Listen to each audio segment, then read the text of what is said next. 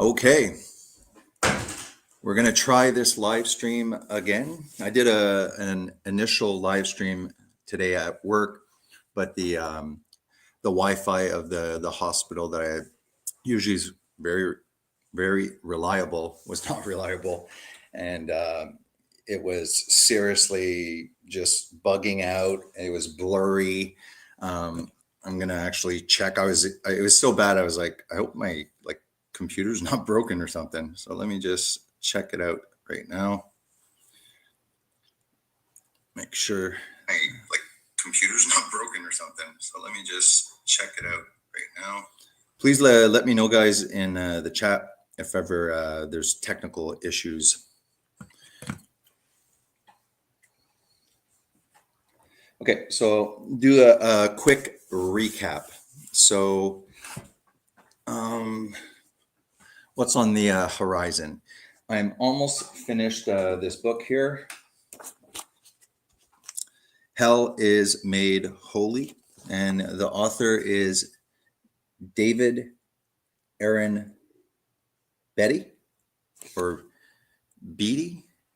So David Aaron Beatty. This is a second edition. So it talks about how the Dead Sea Scrolls and the Book of Revelation show that the wicked and hell cease to exist. So he quotes on the front of the cover Jeremiah 31:40 that says, "And the entire valley of the dead bodies and of the ashes and all the fields as far as the brook of Kidron to the corner of the horse gate towards the east shall be holy to the Lord. It is not to be uprooted or overthrown ever again." In the back, it talks about Revelation 14:11 and 20:10.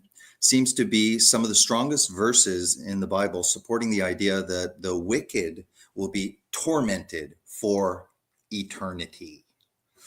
Their language seems to be quite clear. The smoke of their torment goes up forever and ever. Hell is Made Holy demonstrates that this language is very likely intentionally borrowed from the symbolism of the endlessly rising smoke of the Old Testament sacrificial system, where it has nothing to do with endless torment. Additionally, Hell is Made Holy explores numerous other unique intentional pointing phrases in Revelation, which are pointing to the same phrases being used in the ancient Greek and the Aramaic Old Testament. These Old Testament Bibles were the Bibles of John's ancient audience of Revelation.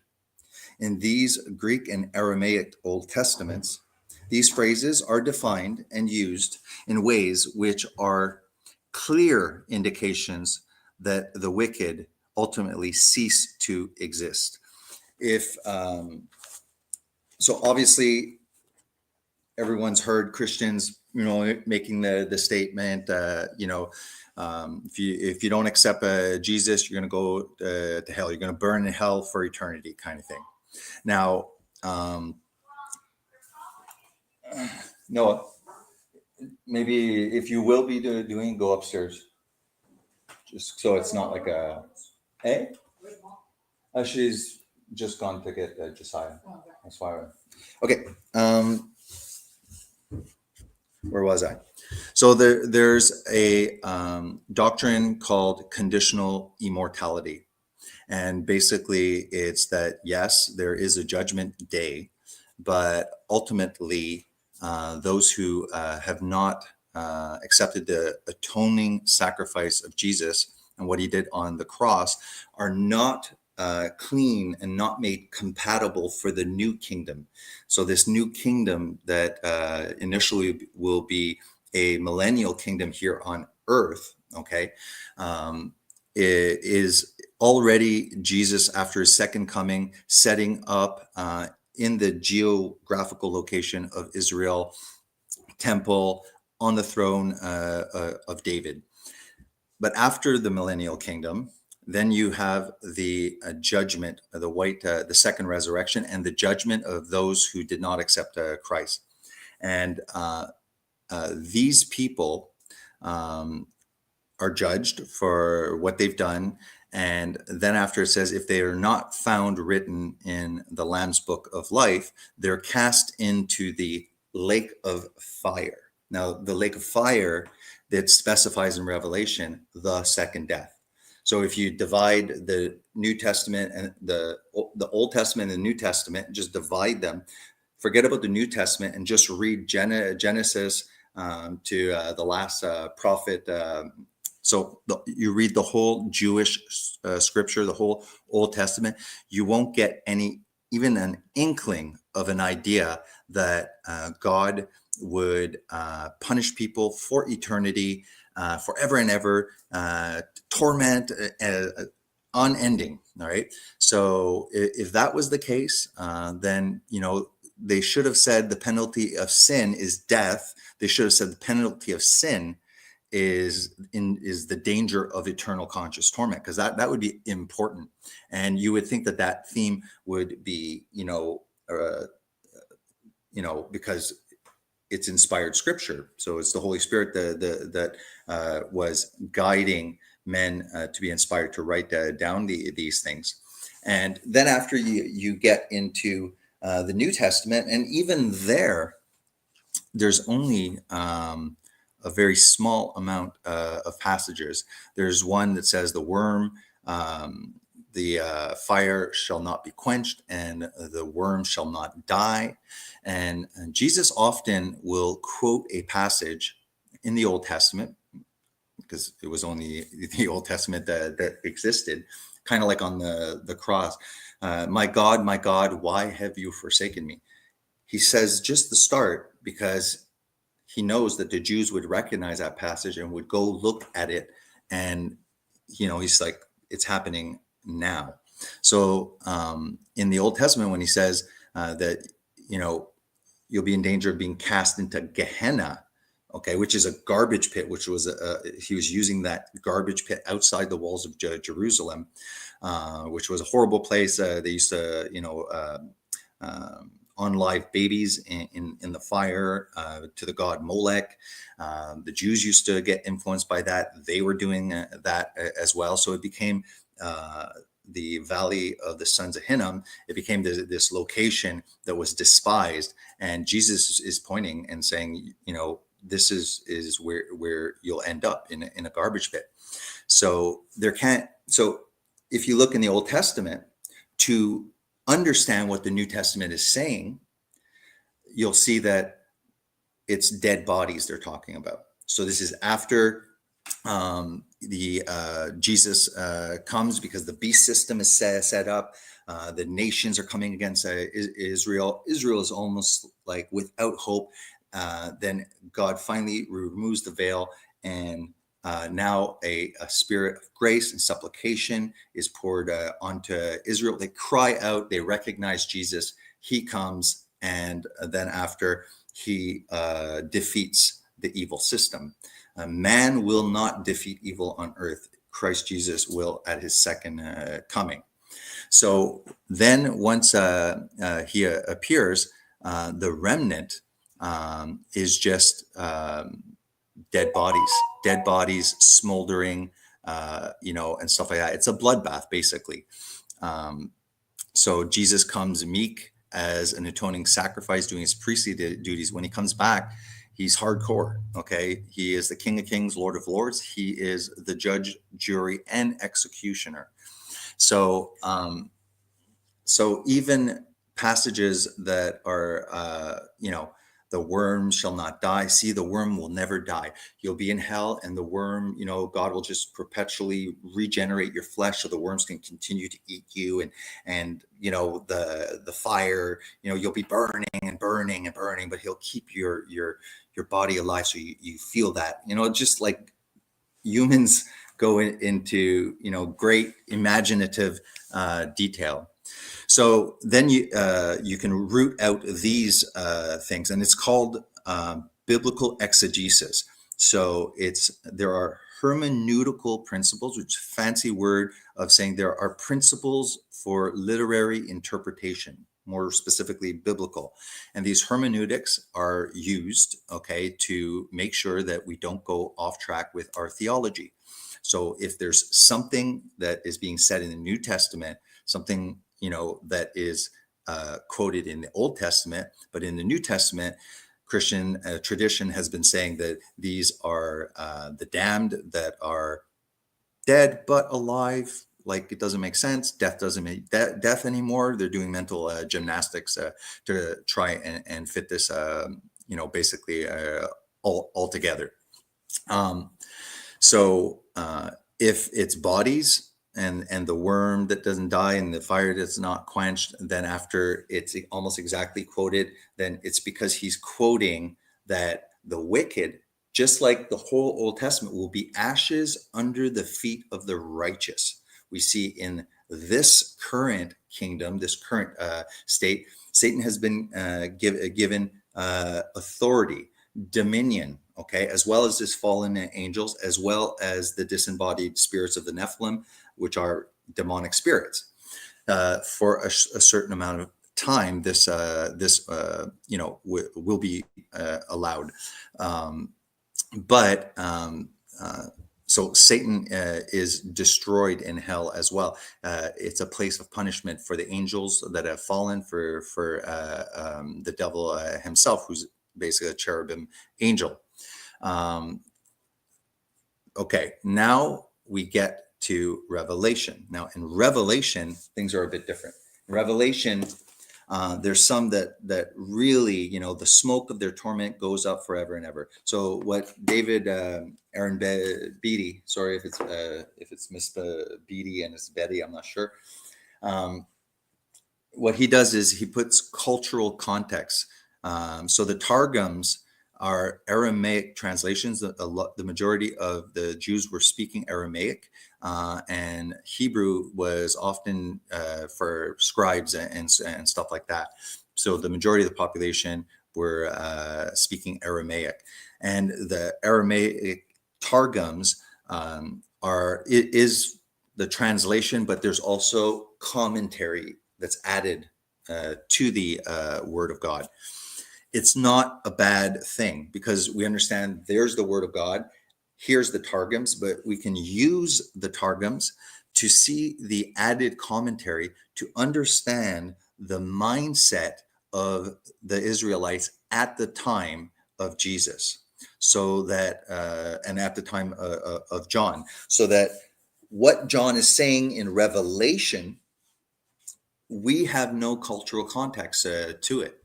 We have 2,000 years of church tradition that unfortunately has, and probably because, the institution at one point was a way of controlling the people. At one point, when it was like the Roman Catholic Church, they weren't even allowing the population to have the Bible and stuff. So they were keeping the truth hidden and stuff like that. So it makes perfect sense that they would go overboard with hell. Edward Fudge, The Fire That Consumes, goes through this biblical examination of hell, and it's thoroughly convincing.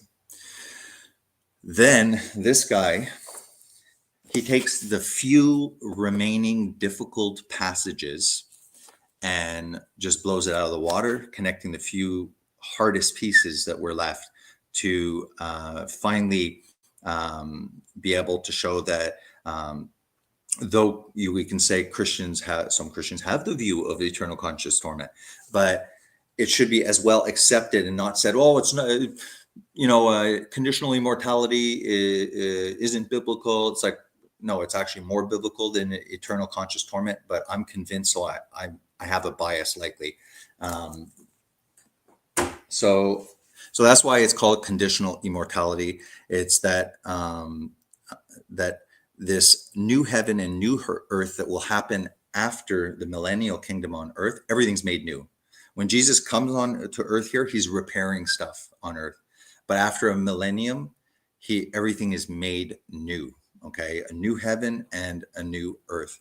And for us to enter that perfect paradise, so that we can be in the presence of a perfect God. We can't have any blotch or blemish or anything like that. So it's important that the message of Christianity has been skewed. Instead of saying that there is a God that loves us, there was a rebellion that occurred, a deception that occurred. God knew that we were affected and unable to save ourselves because a fundamental change in our nature occurred.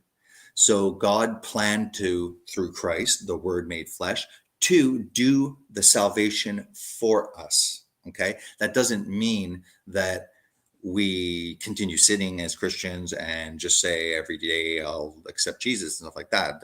God knows our heart. He knows if you're playing games or not. And that's the thing. God allows us to be exactly who we want to be. We don't have to listen to him. We could be as good or as horrible as whatever we want. Okay. But he owes us nothing more than that. Okay. He doesn't owe us another life that is corrected, another paradise. He doesn't owe us anything to say, well, I love everyone, unconditionally. It doesn't matter if you're a human trafficker, you're entering my kingdom. It's like, then he should have just forgave Adam and Eve to start with. So we have a God that loves us, offers us this life, and offers us an eternal life, and people reject it, and that's the true good news. That's the gospel message, that God gives you this life, do as you want. Okay, he's not going to force you to have a relationship with him, and but if you willingly seek him with true intention and pure heart, he will lead the way for you, and you will be empowered, and you will be under the influence of the Holy Spirit, which gives you insight, revelation, and discernment, courage, strength, and any Christian who has been reborn will say, yeah, now I understand what they mean by, I'm weak but God's strong. But yet, well, yeah, but you're still the one doing it. Yeah, but you're under the influence no longer of just the fallen nature. You have the power of the Holy Spirit to which, again, it's God doing it. Jesus did everything for us on the cross, and the Holy Spirit in our lives is basically the teacher, the one that gives us understanding, discernment. It is the one that testifies to our own spirit that this is not fairy tale. Until that veil is removed, there's no way of knowing. You're perpetually just as getting into philosophy, and it's like, yeah, but there's no way of knowing and stuff like that. And here we are. So wonderful book. I suggest you go on Amazon and check it out. I will be interviewing Aaron Betty on my channel, and hopefully he'll become a friend of the channel, and we can have many more interactions, because I think there's a lot that I can learn from him, and hopefully you guys as well. What else? There are some collaborations with some Christian channels that have some potential. One channel is quite large compared to mine, 7,000. So that would be cool and exciting, because obviously there is a benefit to collaborating with channels that are bigger than you. But he'll gain some from mine, I'll gain some from his. So that's on it. Then after, we have Daily Breads, going through some issues still, but I want to get back into going through the whole Bible chapter per chapter with commentary, and that benefits me. I find I'm veering off course a little bit because I'm not staying consistent with that. What else? Definitely Alex Fortier and Xander Mavrov. Alex is Mushamald right now, currently. We already did a live stream where they both came over here. We had great discussions, There's some technical issues initially. I'd like to have some more interaction with Alex Fortier and Xander Mavro. And hopefully we'll watch the video and we can get an open panel going shortly. Kai was, so the first video I had to cut. Tried playing the video, it was so lagging. I actually stopped it and I put it as private, so people don't waste their time trying to get through this like completely bugging stream. I had a nice, unfortunately not long enough, stream with Kai today. You can check out that video. We touched superficially on a lot of stuff. Mud fossils, talked about Noah's flood, what we think about that, talked about the problem with evolution is that evolution, death entered the story way before man, based in Darwinian evolution. Death existed, death didn't arrive just when man evolved from monkeys. But so there's a lot of Christians that believe in Darwinian evolution, and they also believe in Jesus Christ. But if you're thinking of, well, Jesus died on the cross for our sins, because Jesus, and most Christians, if you ask them, will say, no, Adam and Eve and the garden and the serpent in the garden and deceived, all that is why sin and death has entered the earth. This is why Jesus came, all this stuff, the atoning sacrifice. But if death occurred way before, because Christians will say, I believe in evolution. I just don't believe that it's unguided. I believe that it's guided. So God is used these millions and millions of years in evolution from, a primordial soup of molecules to very simple celled organism to more complex, to marine life, to amphibian life, to land animals, to, birds and stuff like that. For me, I have to be consistent. It's like, and it's like, look, the Bible's convincing me more and more and more. Therefore, that's why I put gradually more and more trust as I start examining things. And for me, evolution never necessarily made that much sense to me. It seemed perhaps plausible. And I'm fine saying it's plausible. It's a theory. That's great. But this other extreme where they try and shame you as if like, oh, what, you don't believe in evolution? Oh, you're an idiot, right? It's like, yep, I'm an idiot now. I'm gradually becoming more and more comfortable being an idiot for Jesus Christ. So I don't think we've been on this earth for as long as they say. I think there was the fountains of the deep that broke open.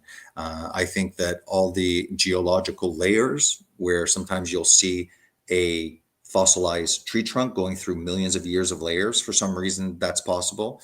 Seems much more that you had these fountains of the deep that broke open, subterranean oceans that sprung out from these cracks that we can see are all around the world. And there's studies, that there's science coming out that says that there's still more subterranean water than there is above in our oceans and stuff like that. So it just makes sense that explosion, there's, I don't know if that's true. There's claims that there's like fossils on the moon, because the explosion of the fountains of the deep went so high, like atomic bombs, how many times more atomic bombs that ripped around the world, sending, the initial explosion would have completely caused a tsunami to go all around, the world. And what would be on the lowest layer would be these simple shells and clams and the marine life that lives on the bottom of the sea. And then after, this was coming in waves, and then the water was increasing higher and higher. There was tsunamis, and this would, while it was dragging, it was turbulent, but as it would settle and start coming back, it would just layer that, okay, that mud, okay, that sediment. And then another one would come, and it would wash. That's why you have, like in the States, these dinosaur graveyards and stuff like that. Then after, you can go and we talked with, I talked with Kai about the scientist that's coming out, and it's like, well, dinosaur, they have dinosaur tissue that's still existent. There's collagen present. There's nerve cells. There's hemoglobin. There's flexible vessels. So if you're telling me that these things have lasted 200 million years, it's like, okay, I'm an idiot, because I don't believe that. Okay, especially if there's soft tissue. So scientists are trying to instead of going and saying, well, then maybe we're wrong with the dating, they're like, no, that's a religion, so we have to protect it. So we're just going to try and do some, maybe there's iron. Maybe it's the iron. The iron is doing some kind of process that is keeping everything from becoming fossilized or something. Not to mention, why aren't we finding fossils everywhere? It's because the majority of people die and they decay and stuff like that. Fossils occur with very, very specific conditions. There's various different fossilizations that can occur and stuff, but it has to, be a rapid burial under a lot of sediment and pressure to seep through and to mineralize everything. Talked with Kai about that briefly. Spoke about hell. I mean, hell it shouldn't. In the original Old Testament, it's Sheol. So hell is Sheol, and in the New Testament, they use hell. But if you go to the Greek, you'll see that Gehenna is used. Jesus said, "Oh, Jesus was in the New Testament spoke the most about hell." No, he spoke about Gehenna. Okay, and he was using that as a metaphor. Okay, and then there is Gehenna. There's Hades, which is the common grave. We all go to Hades. And stuff like that. But so everything becomes like hell, hell, hell, hell, hell. And then you find weird stuff like Jesus died, he was put in the tomb, and he went to hell to speak to the spirits. Like, no, he didn't go to hell, because he went to the common grave to speak to those people while his body remained dead for in the tomb. So, and then you go into Revelation and you see that it's the lake of fire. You have hell in King James. Death and hell were cast into the lake of fire. Wait, hell is cast into the lake of fire? It's like, yeah, exactly. The lake of fire is the fire part. Hades doesn't necessarily have anything to do with fire and brimstone. Neither does Sheol. Gehenna is symbolic of the lake of fire. So the lake of fire, which is the second death. So anyways, that's pretty much the thoughts on that. Let's jump into the video, and then after we can go to the comments and we can get some people on and have a chat. This site, let's start. This is very hard for me. It's hard hearing my brother's voice, especially when you add it to music. So this is for you guys, and for Daniel. Thank you for doing this for Bruce. All right, let's do this.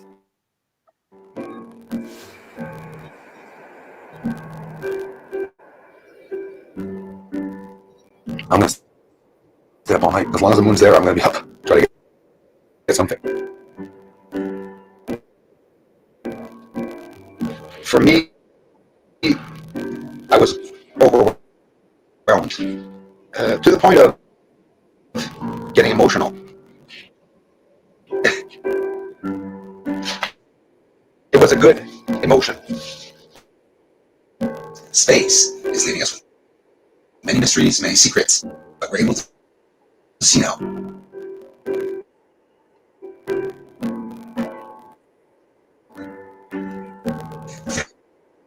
Very happy to tell you.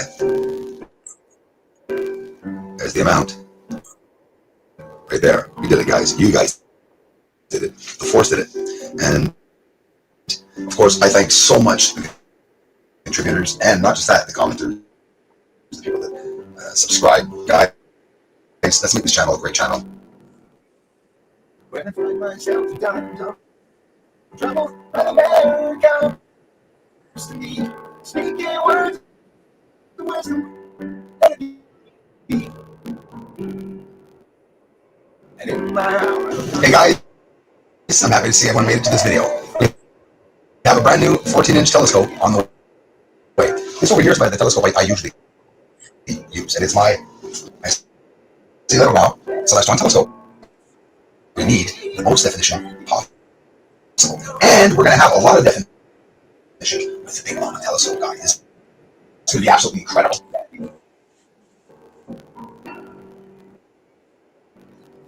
Look at the big mama. She's up. And so I come on my biggest challenge.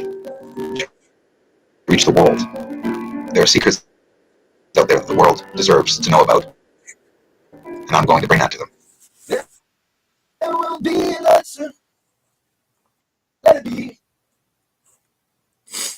When I find myself in times of trouble, Mary comes to me, speaking words of wisdom. Let it be. And in my hour of darkness, she's standing right in front of me, speaking words of wisdom. Let it be. Let it be. Let it be. I got it extremely clear tonight. Let it be. Let it be. Speaking words of wisdom. Let it be. St. Luke was in the house. My nap is in the house. Darwin Lamb is in the house. The Divine Sorcerer in the house. The Wolf Photograph in the house. I am Kai in the house. Leia is in the house. Lisa in the house. Pat Dinosaur in the house. Crazy Music Space Jam in the house. New York, Argentina, Germany, Las Vegas, Nevada, Pennsylvania, Phoenix, Arizona, Amsterdam, and South Texas, Slovenia, Ohio, Holland, Florida, Canada in the house. Let it be, let it be. Whisper word of wisdom. Let it be. When I find myself, hey, 100,000 subscribers. We did it. We're at 100,000 subscribers. Nothing changed except the research continues. Hey, my brother was in the house. Jason John Swartz, love you, man. Thank you very much for being here. Speaking words of wisdom. Stream live from the camping, Normstown, Quebec. I am excited. You know, the two of us go on, rain or shine. I'll be honest with you, my best school days were the rainy days. Let it be. When I find myself in times of trouble, Mother Mary comes to me, speaking words of wisdom. Let it be. Wouldn't change a thing, guys. Honestly, wouldn't change a thing.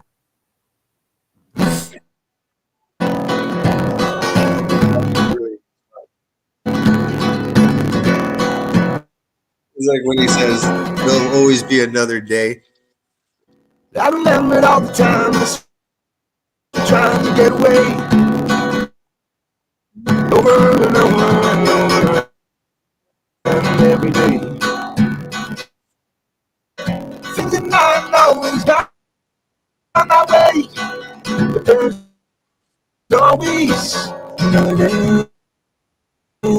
so hard. And there's always sun.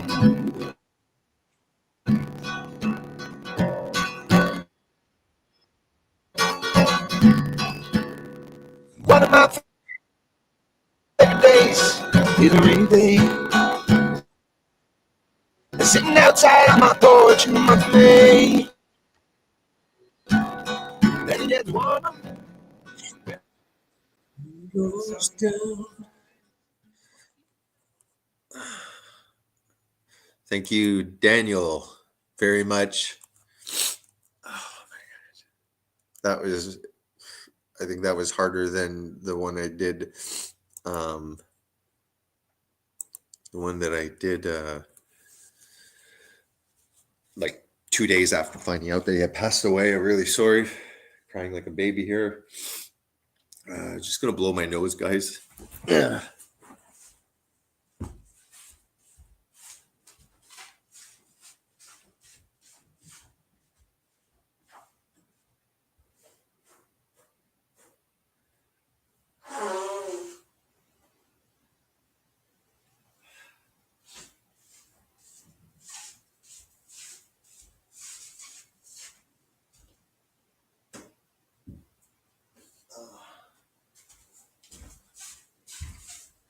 For those that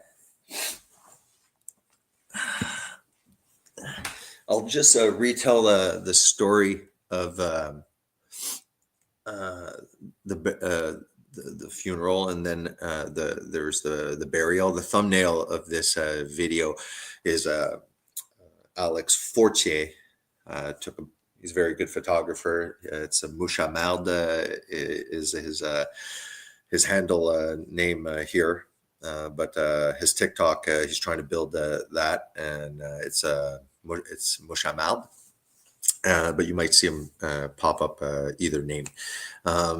So yeah, he's the one that took the picture, and so when we were at after the funeral, we went for the burial, and I think it was Alex that noticed that there was a brown bird. It had a very long wingspan. It's quite high up, and you know when the bird is like, it's not just flapping and flying by. It's like in an air current, and it's just kind of hovering in one spot and stuff. And it was like, pretty much over the burial ceremony, and so Alex took a picture, and you can see that it's one of my longer videos where I think I wrote Bruce.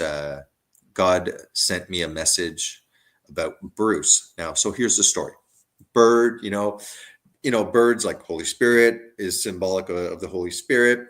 The soul traveling, to heaven on wings of an eagle. Like, so birds and stuff like that do have a symbolic significance to spiritual, like crows or ravens or bad omens. They say that bad spirits can possess crows and ravens. So there's a correlation.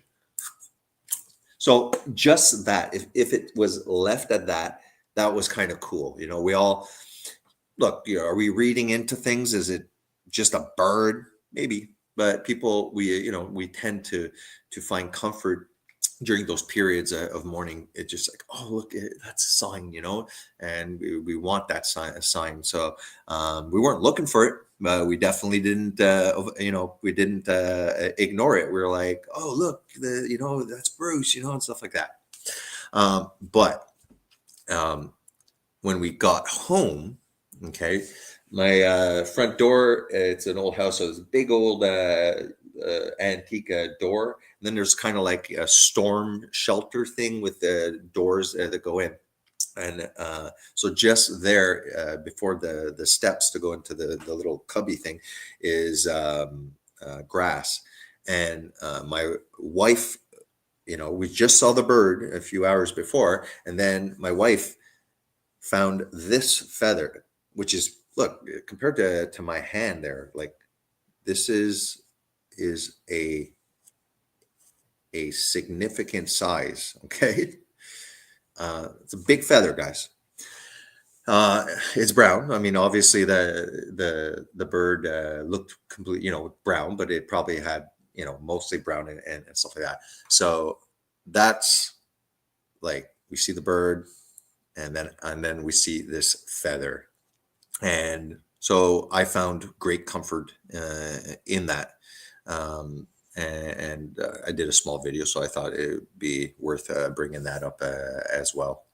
Um, just put that back, and then this is um, just a bit of Bruce's ashes. So I keep that and have the feather, and I have a little picture of Bruce, and he's on the piano. Put him back.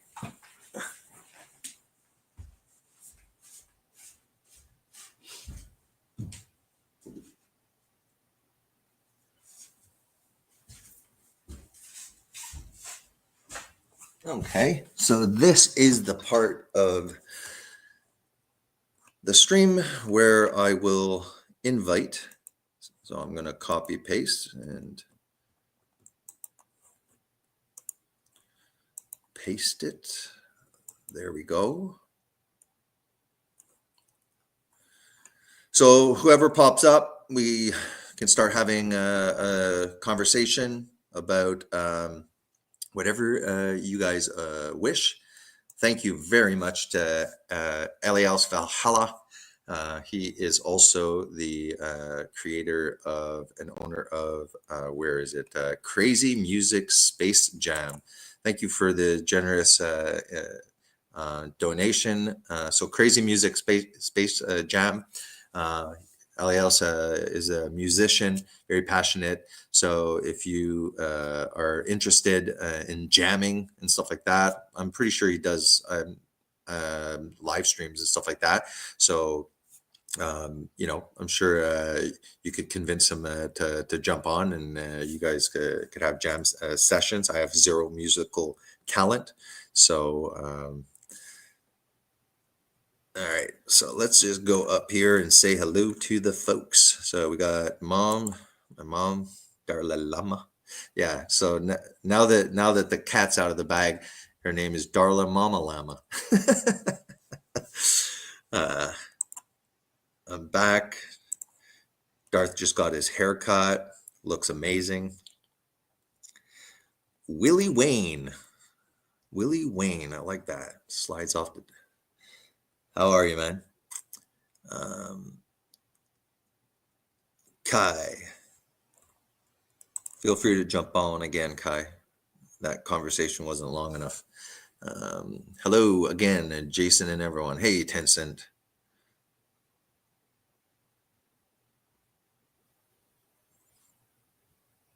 Okay. We're 20 people currently. I don't know how many thumbs up there are. I will be doing some ketogenic diet, intermittent fasting, nutrition videos as well. I was really well on track, and then after Mike Tyson fight happened, and I went on carb days. It's all Mike's fault. But I'm back on track, so I think I went down a good 7 pounds. And obviously, if I know I'm not eating the way I should, I didn't go depress myself with the scale. But I'll start with weighing myself in a few days. Also had some pretty revealing and interesting conversation with the AI on Messenger, Meta AI.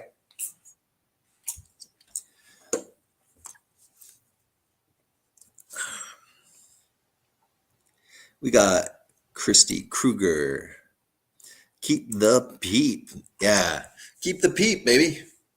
What up?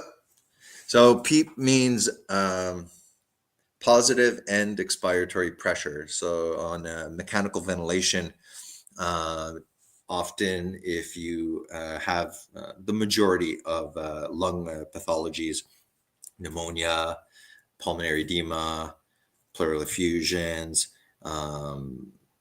the majority of lung pathologies alter either the chest wall compliance or the compliance of the lung itself, making, let's say, if you have congestive heart failure, you end up getting water in your lungs, and then the water that goes in your lungs washes out this lipid called surfactant, and this creates it washes out the this lipid makes the lung supple and smooth, and when you wash that out with the edema, it becomes very stiff and it tends to collapse on itself.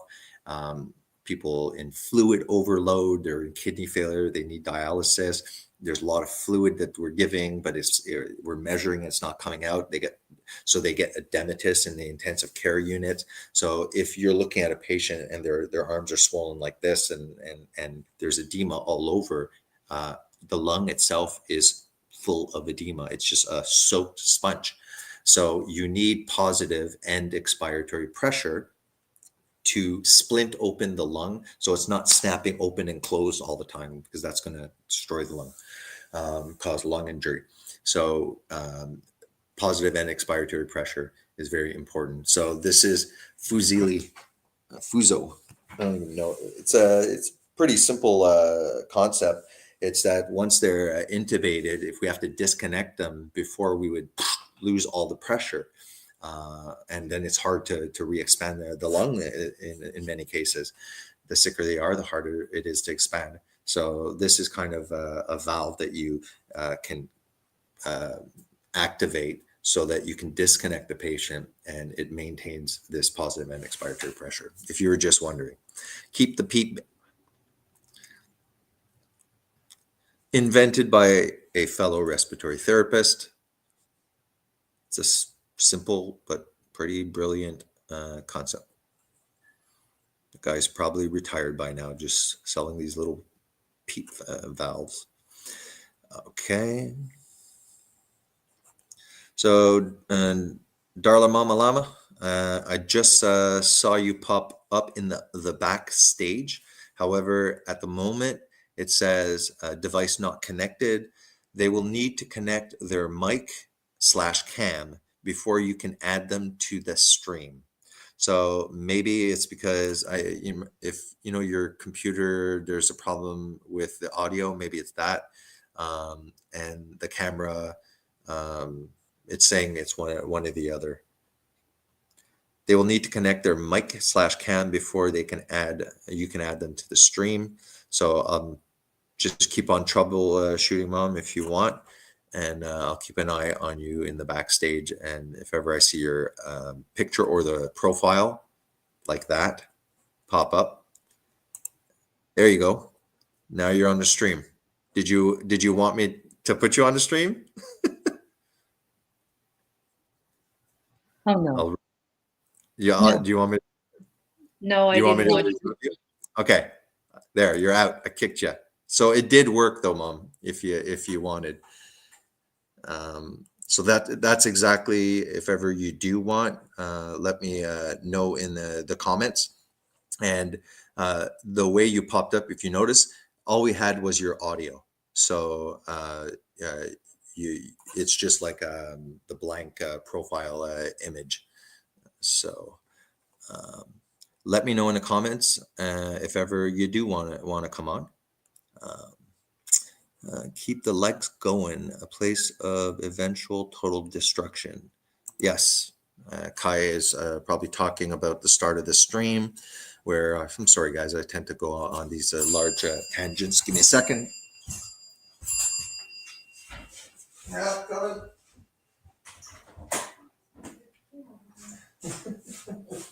Yeah, Noah arrived. What? I got a surprise. A surprise? What'd you get? Oh, chocolate milk? Papa's gonna drink that in the middle of the night, you know. You can. And then I won't fit in my pants again. Into the potty chair. Yeah, it's true.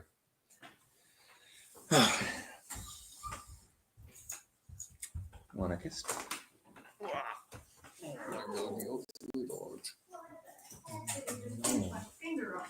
I love you. Oh, do I need a shave? Yeah. Yeah. Go in the bathroom. I'm safe. Okay, Papa? I will later. She's like, go in the bathroom and have a shave. I'm gonna It's here. Yeah.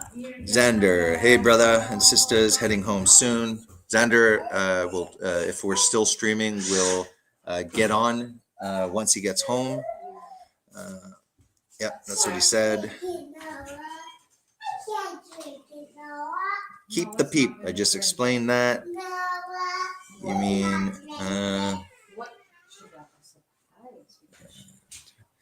hell would make a horror movie look like a picnic ground? Yeah, no, exactly. You know, it was one of my biggest, basically, criticisms of Christianity. I used to always challenge Christians and say, like, okay, but if I, let's say, go to heaven and I see that the people are burning in hell in torment, I don't see how I can enjoy that, you know, and stuff like that.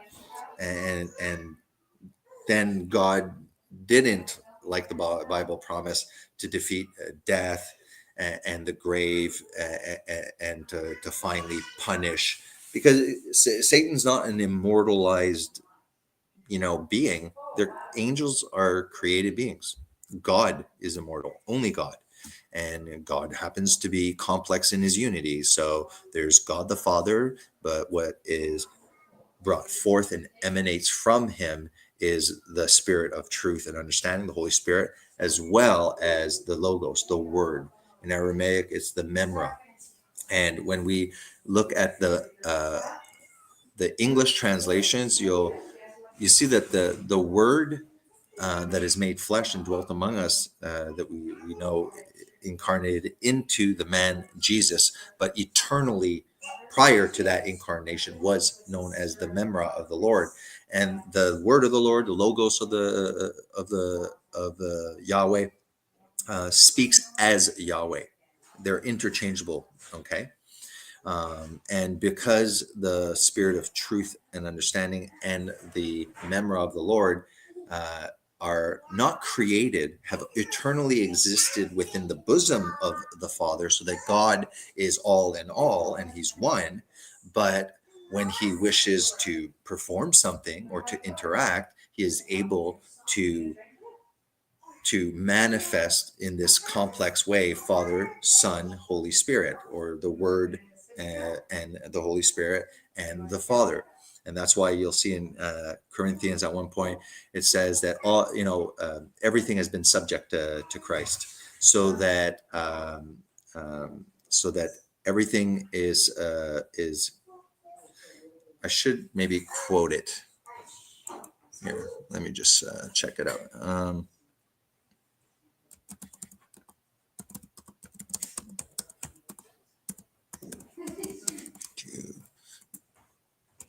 Because this is an important, everything is subject to Christ.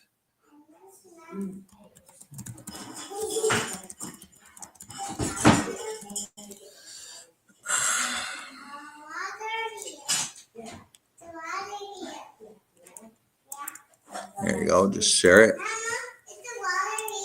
The water's here? No, she wants the water here. Oh, yeah. Everything is subject to Christ, however, yeah. That's it, take 20. Soon we'll be able to increase that. Let's go to 1528. We'll just go to completely 15, and you would want to check out the context. But you can read the whole thing, but it says here, look, but Christ has indeed been raised from the dead. Let me share that. Sorry. But Christ has indeed been raised from the dead, the first fruits of those who have fallen asleep. For since death came through a man, the resurrection of the dead comes also through a man. For as in Adam all die, so in Christ all will be made alive. Not all will be made alive, all those in Christ. That's why Christ is the only way. But each in turn, Christ, the first fruits, then when he comes, okay, those who belong to him. then the end will come when he hands over the kingdom of God to who? The Father, after he has destroyed all dominion, authority, and power. For he must reign, Christ, until he has put all his enemies under his feet. That's why I was talking about conditional immortality, the Old Testament.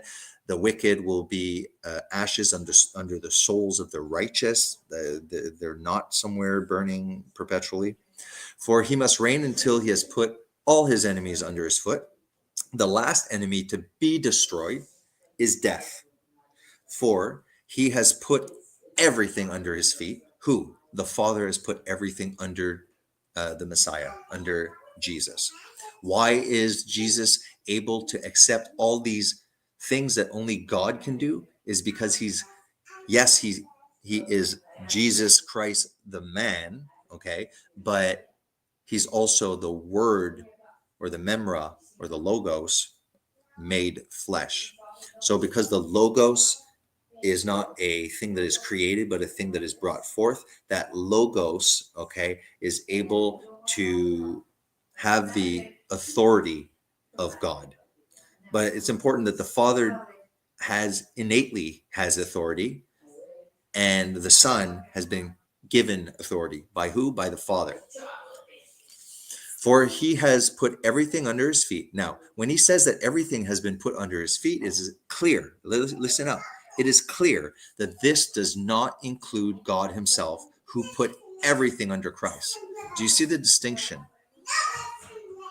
It says here.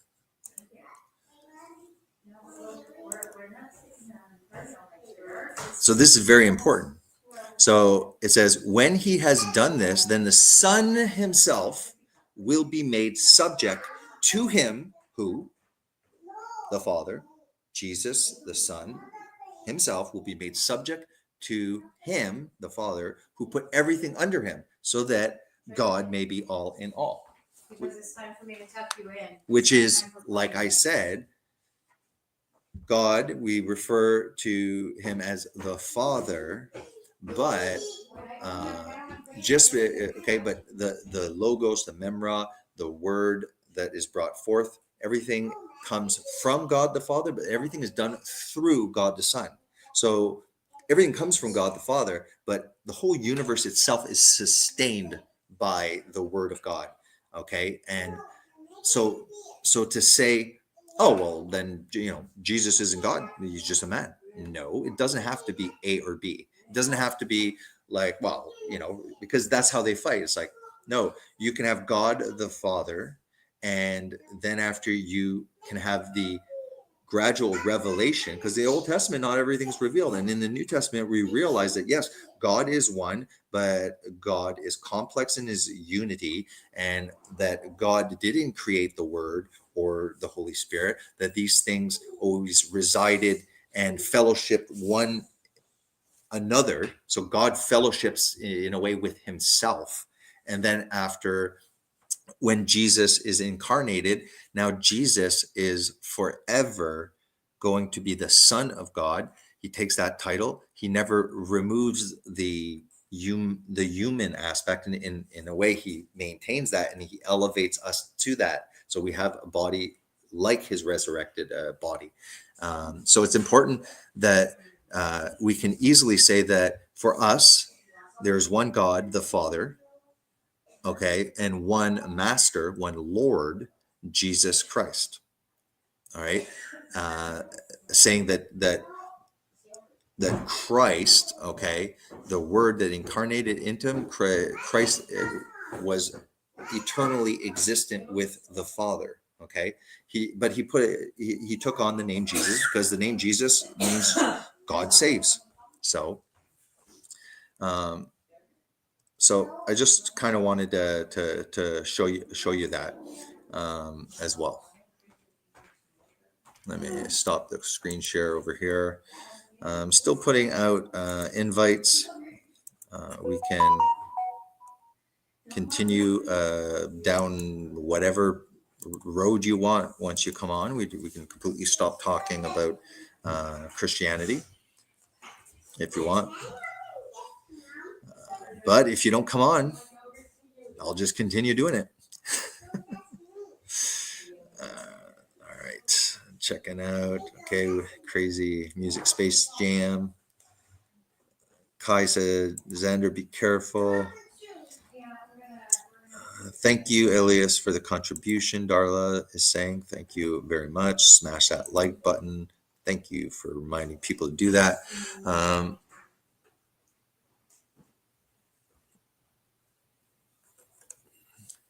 If you want to have your comment acknowledged, it's much easier for me if I actually see it all in cap locks. That way I know that you're trying to reach out either with an opinion, a statement, something you want me to acknowledge. I'll pop it up on the screen, because obviously a large part of live streams is the live chat, the community that people get to gather and chat in the live chat and stuff like that. So that's great. I encourage it.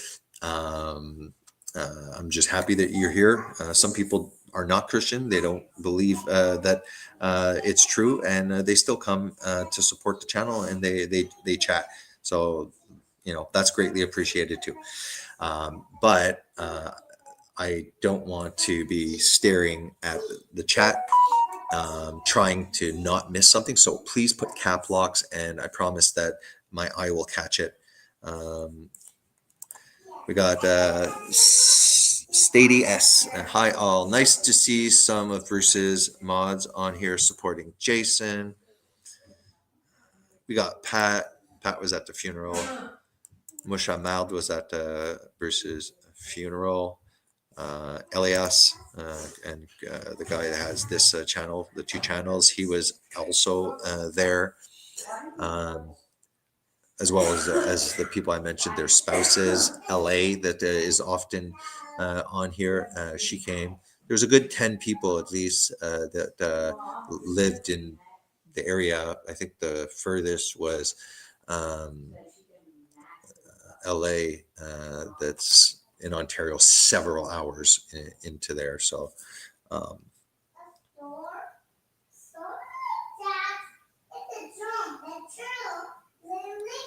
I'm at 8:13 for comments.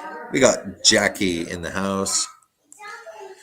Kaz at home. Much love to you and the family. Right back at you.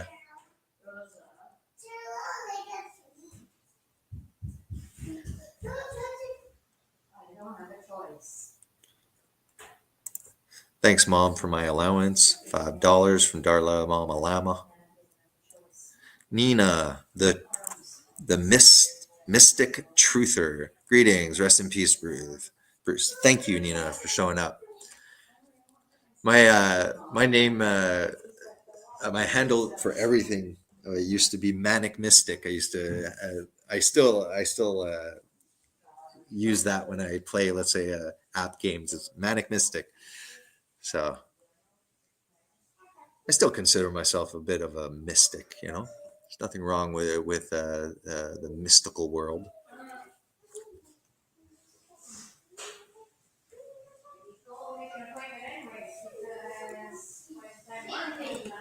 We got Kai back when winter alone.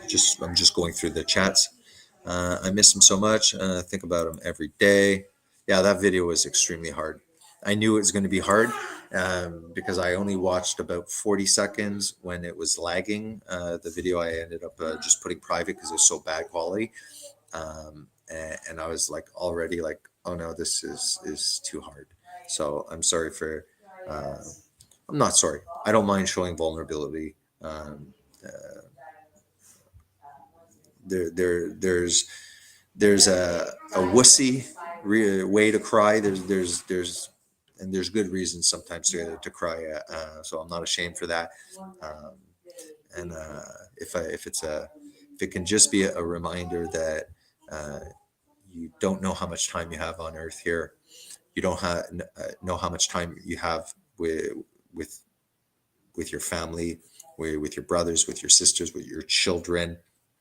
So, and think of this, man. Think of families that are not talking because of political issues in the States and stuff like that. Oh, they voted for the wrong color. I'm not talking to my family anymore. You guys, either you're heartless, or you're going to be in for uh, deep regret when you realize that you maybe didn't appreciate what you had. Um, Friends are important, but friends come and go. But family is flesh and blood and stuff like that. And I'm very happy that I was able to have Bruce over a couple of months before his passing to use his infrared camera to see the light orbs that we can't capture with the eye. And there's plenty there. Bruce, which I was always warning him, I don't think it's a good idea to open up communication with these light orbs. In the Bible, the angels, spiritual beings from another dimension, the spirit dimension, that is not far, far off in distant galaxies, but is just overlapping us. So very close, but not in this dimension. And I think it's a higher dimension. That's why they can go a bit lower, and it's hard for us to go to higher. But people have astral projections and stuff like that.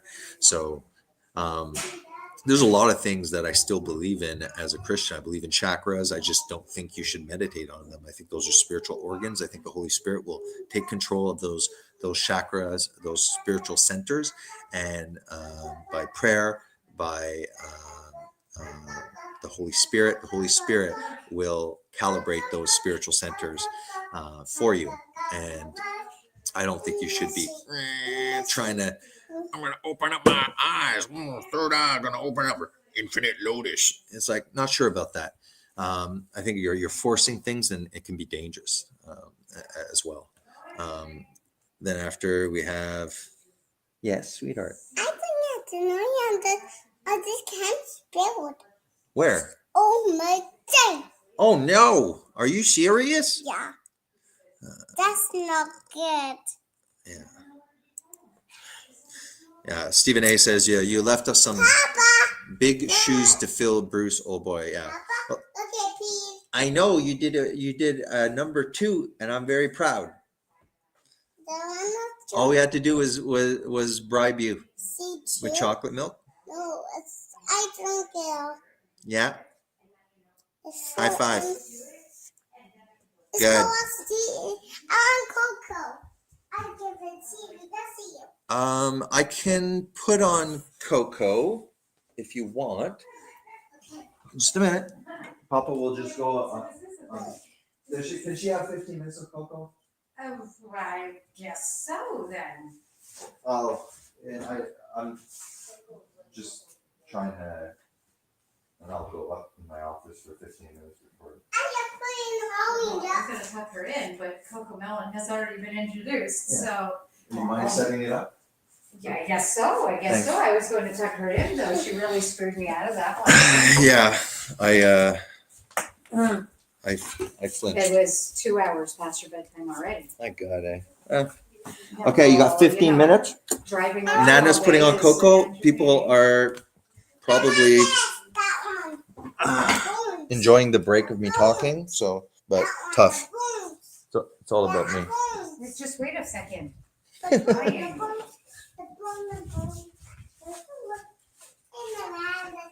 Don't forget your chocolate milk. It's on my table. Oh, I won't forget your chocolate. Okay.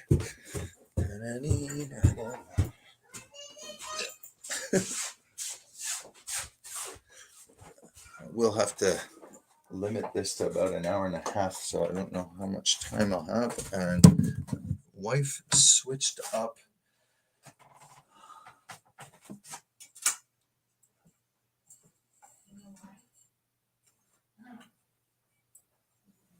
I don't know if the lighting's gonna. It used to be this side. And she changed it, but I don't like it this way.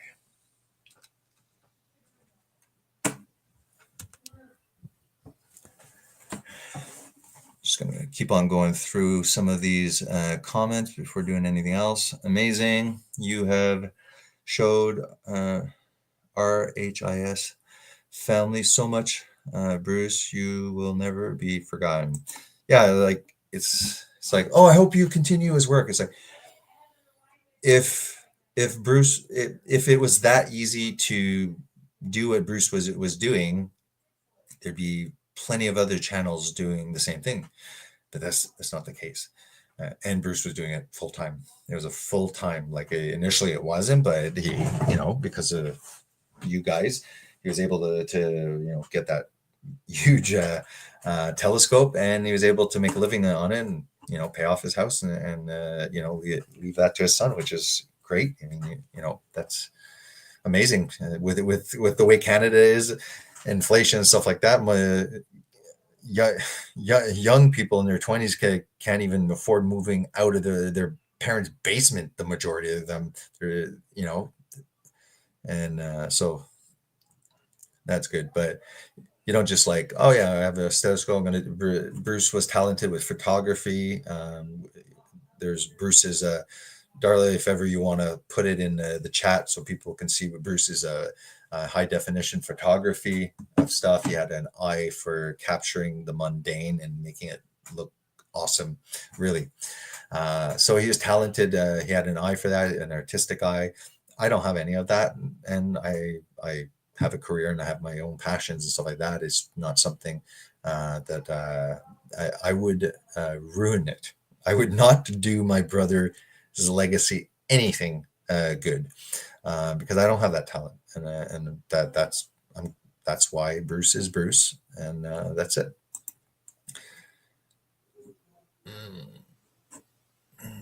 It's necessary. We cry for us, not for him. Like any children, he's shed his suit and gone to the next phase, as we all will. Yeah, well said. Yeah, I that's why it was even mentioned. I was like, the dead don't cry, kind of things. Like we're crying right now. He's past that. What was hard was the idea that it's not like he went to the hospital and we were at his bedside and they were like and he passed away or something. It was like, oh no, like like it's been 2 days, we haven't heard anything. Did he suffer? Was it long and stuff like that? So you get into that kind of realm, but so it was very important for us to be there the minute that we knew, and so we were able to see Bruce in his home, and it didn't look like he struggled. It didn't. His eyes were closed and his mouth was closed. I work in the hospital, so I'm used to seeing death occur. And very often in the process of dying, you go through agonal breathing. So these breaths are that you're not passing air, but you're making gasping efforts. So there's these efforts, but and it's not conducive. It's just the process of passing away, agonal breathing. And so usually if you go through that and you pass away at that, the mouth will be open. So his mouth was closed, his eyes were closed. Looked like it was sudden. Looked like he stood up and went backwards, passed out, slid down, passed away in a sitting position with his legs extended, pretty much, eyes closed and stuff like that. Like right now, that image is not as hard as watching the videos.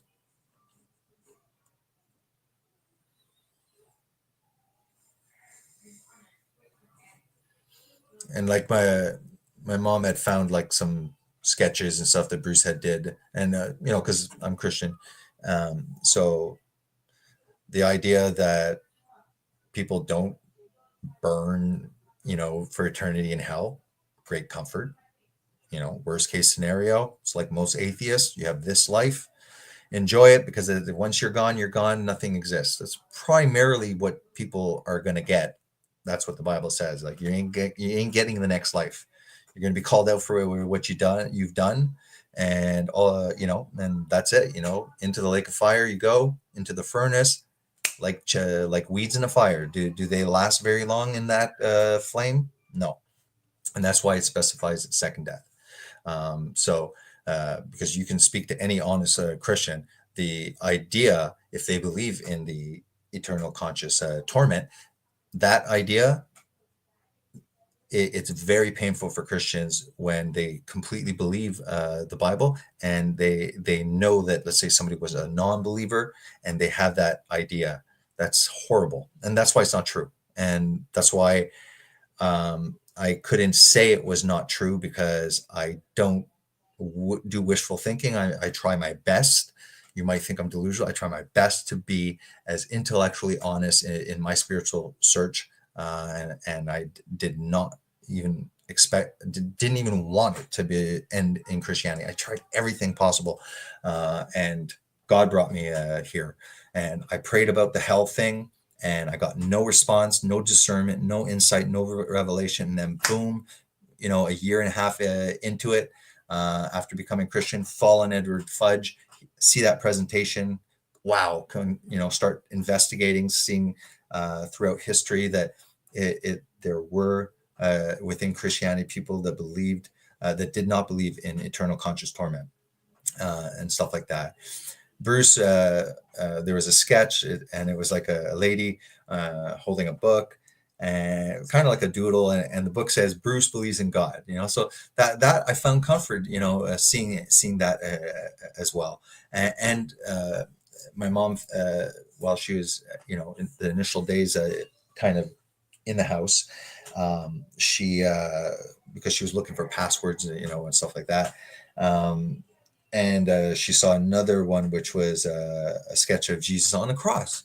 So there's a lot of little things, the feather, like the bird. There's a lot of little things that for me,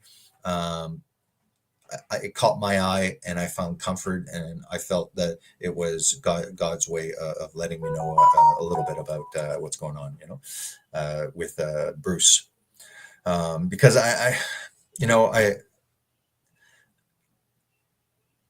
to love unconditionally, okay. Putting people out of their misery is also an act of love. And if these people are not made compatible to enter the eternal state, then to me, it's what was I going to say? Sorry, Xander popped up, and I was going to press, and then he just left. What was I saying about that? Oh yeah. So if they're not compatible to enter, and God can't violate their free will, then he gave them blessings in this life. But unfortunately, this life is blessing and curses, a lot of suffering in this life. And it's a free gift to bring you into the way it should have been, the way it should be, the way it will be. Paradise lost, paradise restored. And we all have that in our heart. We all loathe injustice. We hate injustice. And the Bible is very clear that the righteous, okay, will inherit the earth. Okay. That we don't see that at all in this current life. And the Bible explains why. So for me, it's a worldview that explains all of the things that I was searching for 20 years when I was going through all the Eastern stuff. It explains everything. It's also a worldview that empowers you, okay? Because there's nothing, everything is a service to Christ, even my suffering. It's like, what if you guys were watching a movie, okay? And you have this guy, he's the hero of the story, and he's going through, all hell and all sorts of tragedy and stuff like that. And he's crying like a little baby all the time, like me before. And like those, leftist snowflakes kind of thing, just like, victimizing themselves and stuff like that. Xander, you keep on popping in and out. Okay. Is that a good movie? Not really. Okay. But what about a stoic, heroic character that in the face of evil still does good? In the face of danger is fearful, but pushes through to show courage is unflinching in their determination no matter what happened. That's a great movie. Okay.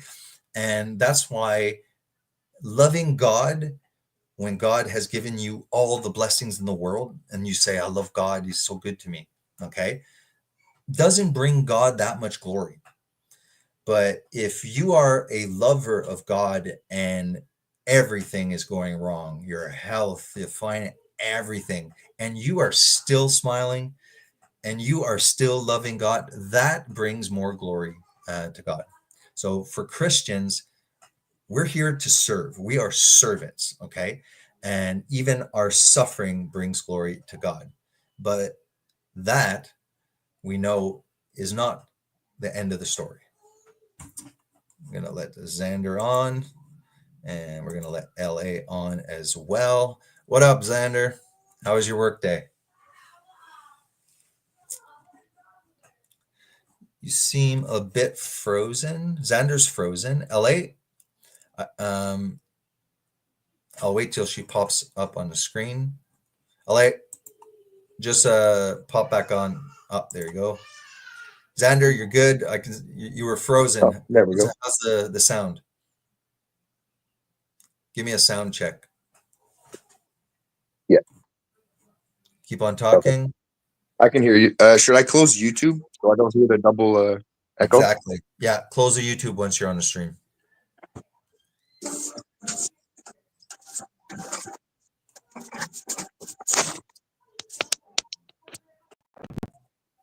Oh, 1 second. It's not working properly. I'm just going through some more comments and stuff like that. Give me 1 second. Yeah, no problem. What up, LA? Give me a sound check. I just need to hear if your sound is good, LA. Yeah.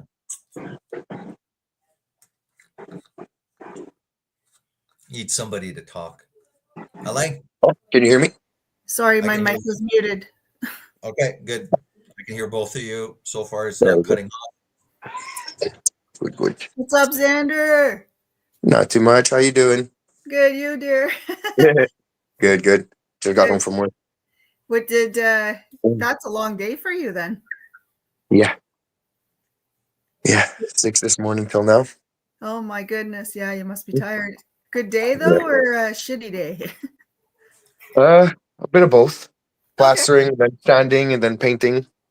Oh, All three. So not too bad. c'est la vie. Yep. How about you? My day was weird. My days are always weird. Jason knows. My days are always, some are a little less weird, some are a little more weird. They're never really in the middle. We got Signy Gaming or whatever. I'm destroying a word.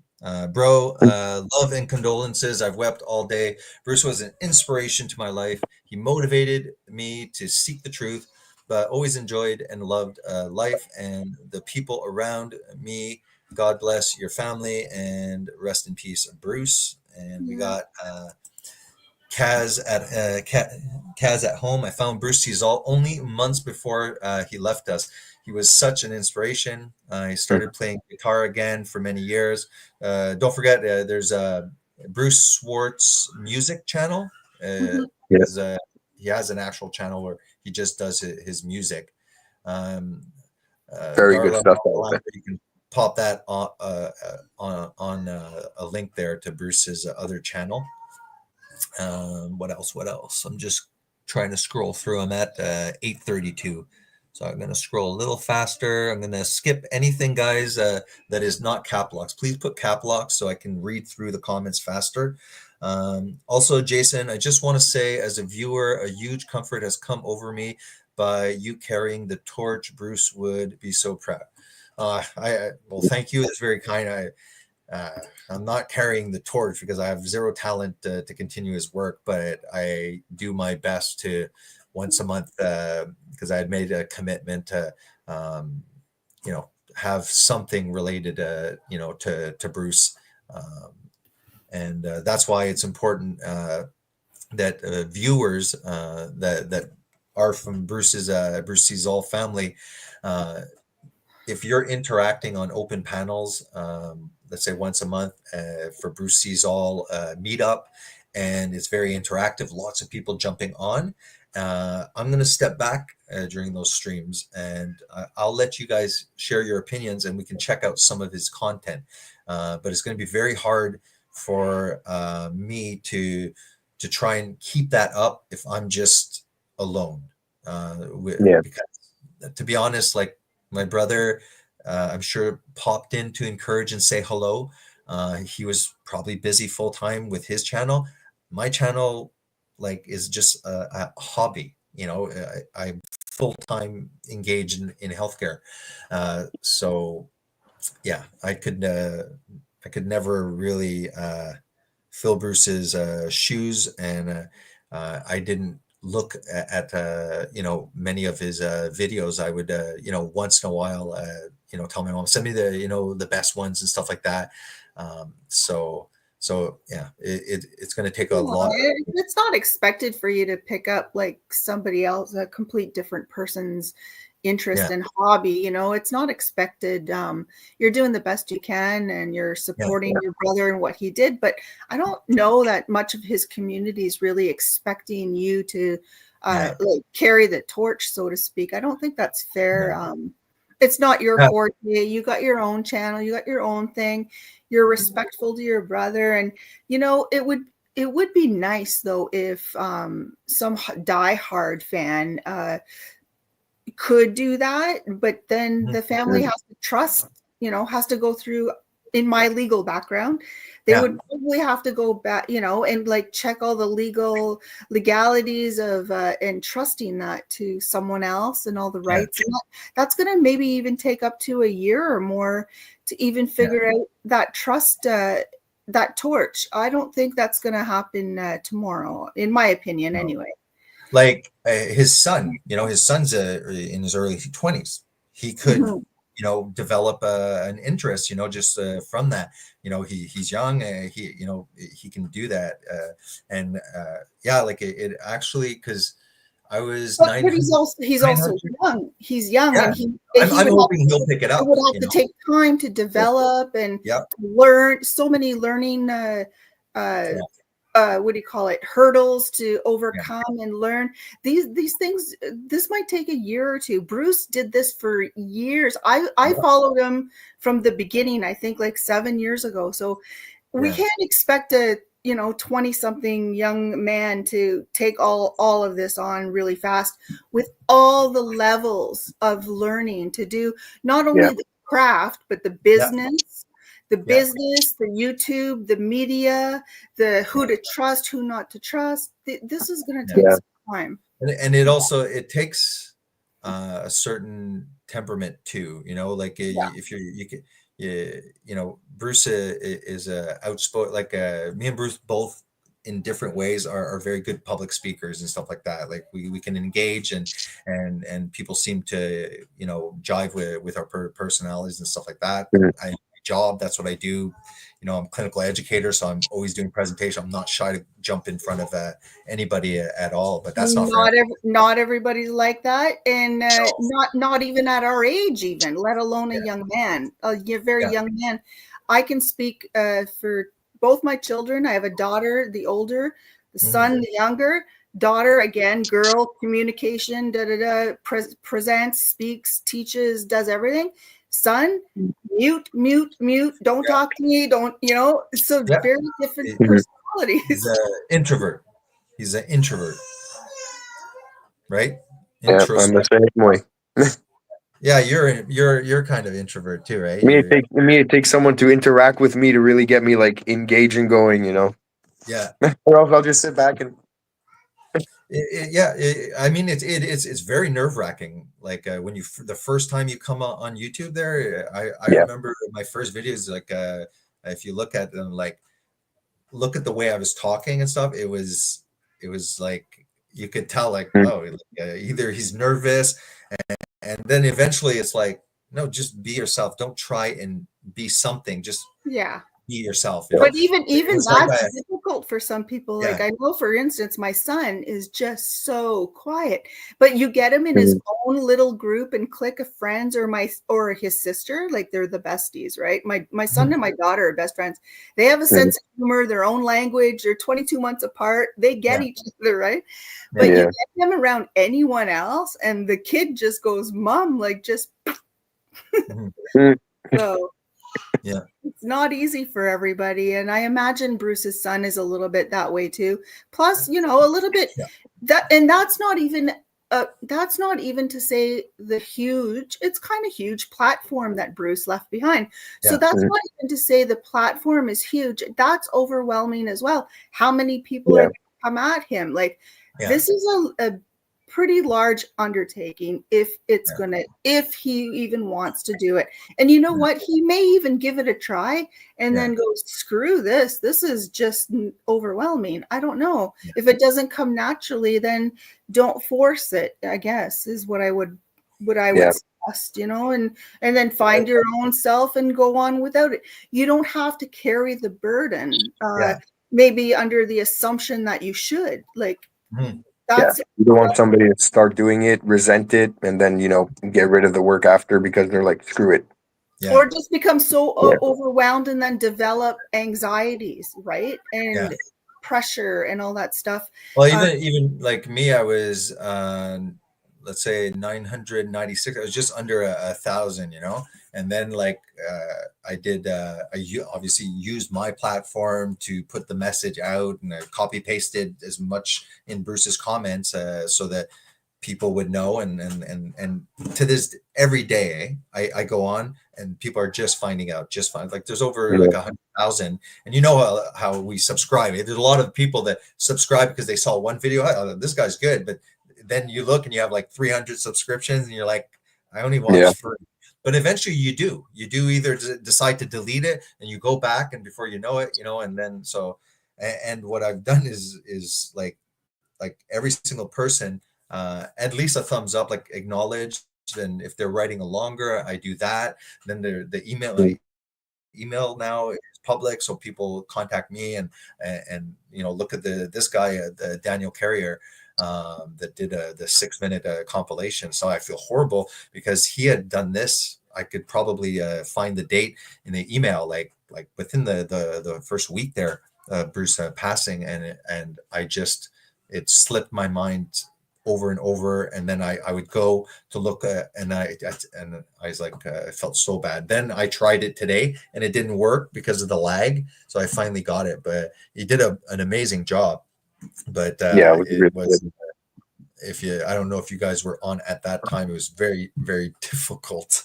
I have pictures of the billboards that were at the funeral. I still have them up here there, and I can look at pictures. I was on earlier when you were all choppy and stuff, but I was only in chat saying it was choppy. No, that's it. Yeah. I remember that, Xander. Over there. Yeah. This was the kind of the last one, so I guess it goes the youngest. So obviously you guys probably can't match there, but wasn't there 3, Jason? There was one at the front door, 1, 2, 3, 4. Okay. Yeah, so this is kind of like me and my brother, very young, and then after, this is my wife that did this. Then you know, me and Bruce, like you know, still young but a little bit older, and then almost like me and Bruce the last 10 years or so, you know, my wedding and stuff like that. And this one is mostly like his friend and the camping trip and stuff like that, you know. So I'm okay looking at the pictures, but compilations, especially when it's put the music there, it's thank you, Michelle, for doing that. That was really that was probably they needed you to do that because they probably were, the immediate family was overwhelmed. I find that's what happens. A little bit of a distant family, either a spouse or a cousin or aunt or uncle, they step up, you know. Yeah, because it's too hard for, you know. My mom, I think it helped me, but it helped her the first few days because I did. We found out the next day was a live stream, and that helped. And then I did a French one the day after, I believe. So the first 2 days, it was. She was able to be online. It was probably a distraction or whatever. It worked. It did good emotionally to her and stuff like that. Yeah. For sure. Being so ingrained in the YouTube life. Yeah. For sure. The community is very important. Yeah. I'm just going through some more chats. Continue talking, guys. I'll just step in if there's you can read away there, Jason. Xander, I was just going to say to you when I saw you there too, I think we felt how much their family pulled together for very quick, short time to do all that. Like personally, I just wondered how they pulled all that off together. But I've not been to very many family deceased funerals. I've been to 2 in my life, and they were decades ago, and one was a baby, so it was kind of very different. It was a 2-year-old, and then another one was distant, such distant family that I wasn't really connected with, So I really had my feet weren't really under me when I went there. It was mostly because I told Jason, I've been following Bruce for 10 years. He feels like family. That's why I'm going. Because it felt like we just walked into a room with family. Honestly, didn't feel like we walked into a room full of strangers. No way. No. Not at all. As a matter of fact, Darla, thank goodness, and Jason, of course, but Darla in particular, I didn't know that Darla online was their mother. Until shortly before. But then when I did, oh my goodness, she felt like my mom, for goodness sake. Hugs and kisses, and then helped me with my car, for God's sake, when it's her own son's funeral. I am still going to get emotional thinking about that because I kept saying, like, this is not your problem. But she was like my mom. She was just like, no, we're going to get this figured out. Well, we knew it would have been, to be honest, more complicated, but we had a mechanic right there. And I know, but I didn't know that, right? I didn't know that. And it was literally next door, eh? It was 3 blocks away. The garage is 4 houses down. He drove my car for me, and fixed it all. Yeah. And I might misinformation. I don't think it's my mom that didn't want people to know. I think it's Bruce that didn't want people to know because at one point there's trolls. He was protecting her. It wasn't my mom, but that's why my mom was like, well, it was Bruce that didn't want. She was like, I don't. And rightly so. He was probably right because at the amount of amount of people watching him to protect her identity was probably a really good thing. Yeah, and there was that one guy who had put out her address there or something like that, so Bruce, like that very much. Yeah, I knew there was one guy stalking Bruce, but I didn't know he did that about her address. That's not cool. What an asshole. There's recent, it's like we said, there's fair use. It's look, more channels that check out Bruce's content, and it's look up what fair use is and follow it, and you can take 10-minute section, do an hour and a half commentary on it. Just make sure that the images are not doctored, not altered, that what do you call the watercress or the water sign, the thing that watermark, and there's no reason to call out names, but somebody that is, I think, from Bruce's original, somebody a sub, and stuff like that, has had done at least one video, and it got a copyright strike, and it removed took the video, probably cropped a little bit just to remove the Bruce Swartz, removed the audio, and then did commentary over it and stuff like that. So that's stealing it. That's making it look like, so So we do have access now to the account. So Good. so my mom, but it's going to show up as Bruce sees all, right?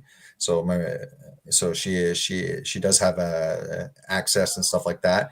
Good. So things are safe, but yeah, there's definitely we'll be able to see if people are doing that, and we'll keep an eye on people that are doing that. We want people to use it. You can use it. Just acknowledge who it is, and then Yeah. everyone's happy. You get to make content, and that's it. I have a second Xander. What? Yeah, Two I have Xanders in the house. I have a frozen Xander. Let me kick this one out. There you go. Two Xanders in the house. Right, Let me kick this one out. That was good. Yeah, I saw that. All right. I'm just going through still the comments. I'm at 9:07. We're almost there.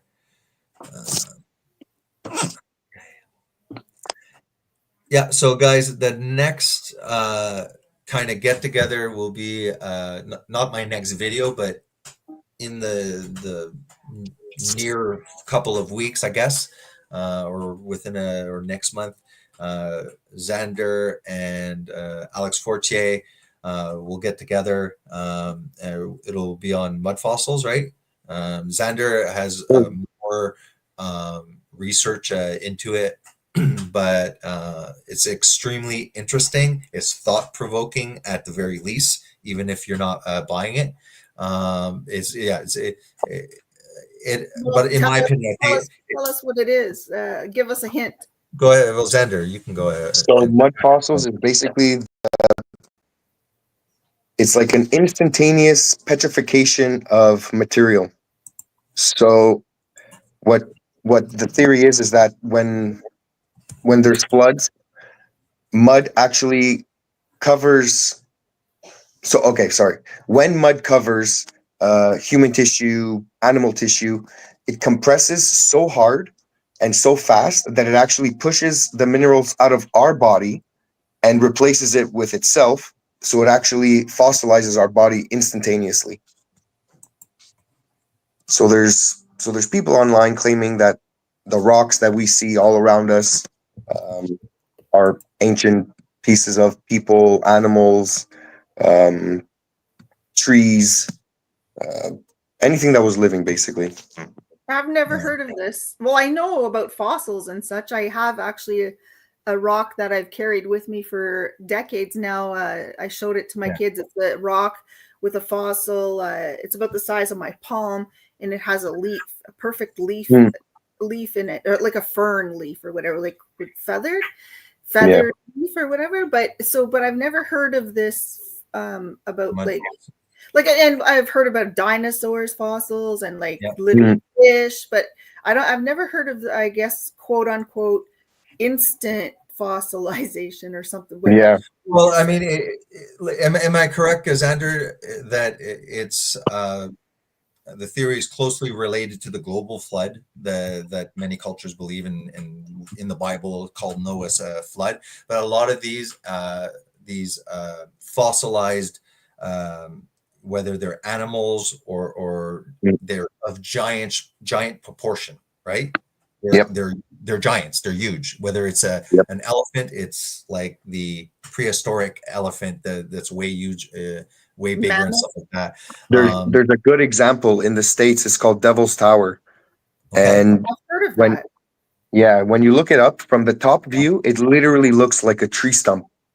Yeah, I've heard of that, but I didn't know it had to do with I guess I just never connected the dots about fossilized. I just thought it just like weathered or got old, like that's how it died or something like that. Yeah, I'm trying to find like some cool examples. So Xander's going to find all, because he's been interested in this for a long time. So I told him, okay, well, send all the images and I'll just put it on a PowerPoint presentation, and then I'll let him discuss stuff. Look, so some of them, let's say like this, okay, it's kind of like maybe it's you know how we see shapes in clouds. Oh, there, that looks exactly like this or that. Could be, you know, like I don't want to. There's definitely, they're not perhaps all true. So some are Yeah, no. but Like we were talking about before, with the AI images and videos that are coming out now, there's a lot of pictures and videos that we can't trust. And thankfully, I saved a lot of stuff before these things were like rampant on the internet. So I got some pretty good pictures in my collection. Yeah. But you know, we can always look up Roger from Mud Possum University. He has good stuff. The pictures and the rocks that he shows, and he's actually sent them in and had DNA testing on. Like, let's say there's one rock that he shows a lot, and it literally looks like a lung. And he's actually done the testing where he's drilled into it. He sent it off to universities. They said, yes, this is human. You sent us blood. You sent us human tissue. And he's like, okay, so it's confirmed, you know? So, yeah, there's so that's really cool. Xander, when are you presenting this? I want to like be part of watching that. Whenever I'm gonna figure it out with Jason and Alex then. Okay. I thought there was already a set time. Sorry. Oh, it's gonna be the next trio get together. Okay, cool. Yeah, that'll be a really interesting one. I'll be there. Yeah, it's one that we want to do. I'm just gonna go down and we'll finish up in 15 minutes. I don't want it to go more than 2 hours. Yeah, that's okay. Hi, Michelle. Here, I'm gonna have to cover this so I don't give them any advertisement. I usually drink COKE, but now I got stuck with the PE Pepsi. Yeah. You just got off work. You deserve a break.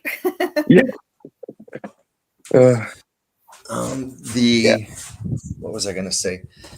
Jason's backpacking through the house. Yeah, that's my purse. He's hiking. He's hiking. I'm such a scatterbrain that I always have to have like basically a backpack with everything, or else like I can memorize stuff, but I don't know what day it is. I don't know where to park my car. I lose everything. So I'm like, that's all right. We all have our pluses and minuses. I've started with the backpack too. Yeah.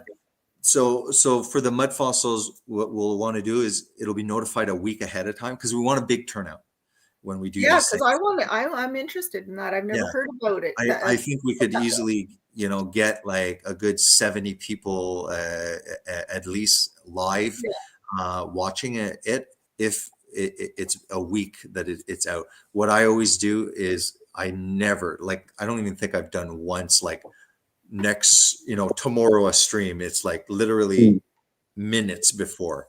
So we don't want to do that. And we want to, not be talking about it and trying to, search for images. Let's find all the images. Let's discuss. This one's a good one. This one, it could, it might not be, but it's true. It does look like, like we'll try.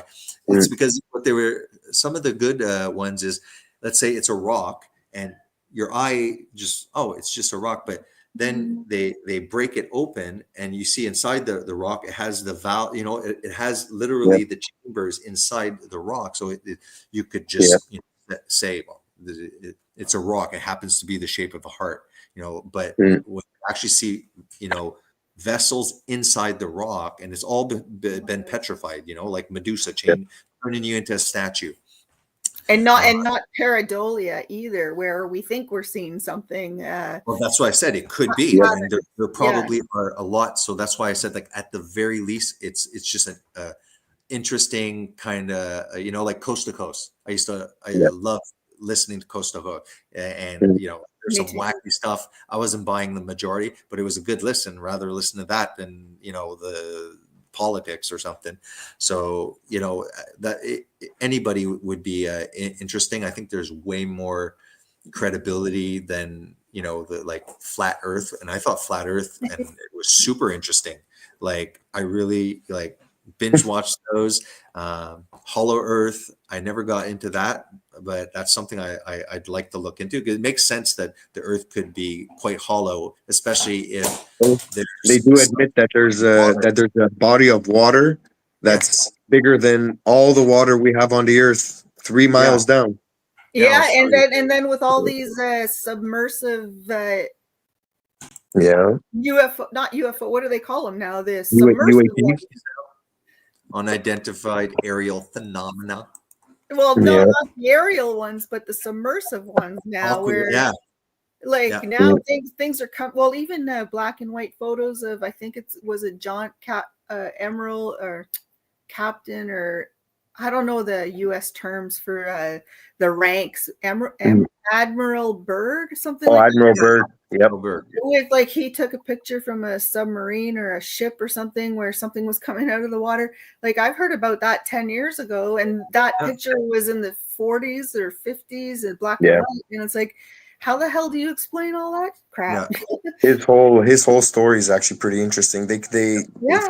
Some people say that his journal says that when he went to Antarctica, he lost control of his ship, Yeah. his plane, and that they were brought into like some place telepathically,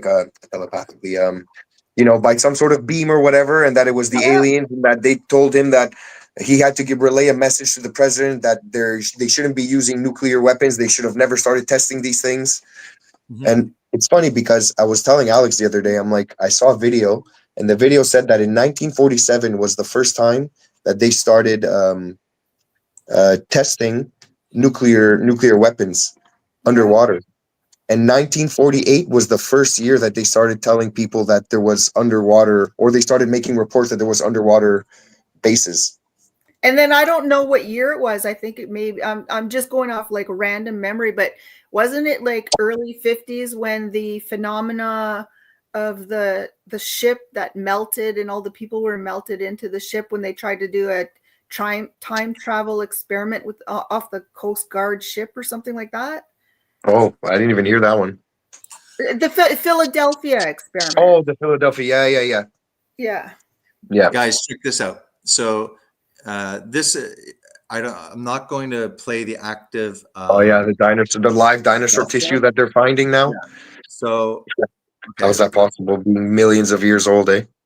Yeah, so there's plenty of active videos where they'll show, like, under a microscope, they're kind of like flexing the tissue, and it's flexing back. It's literally vessels are still present.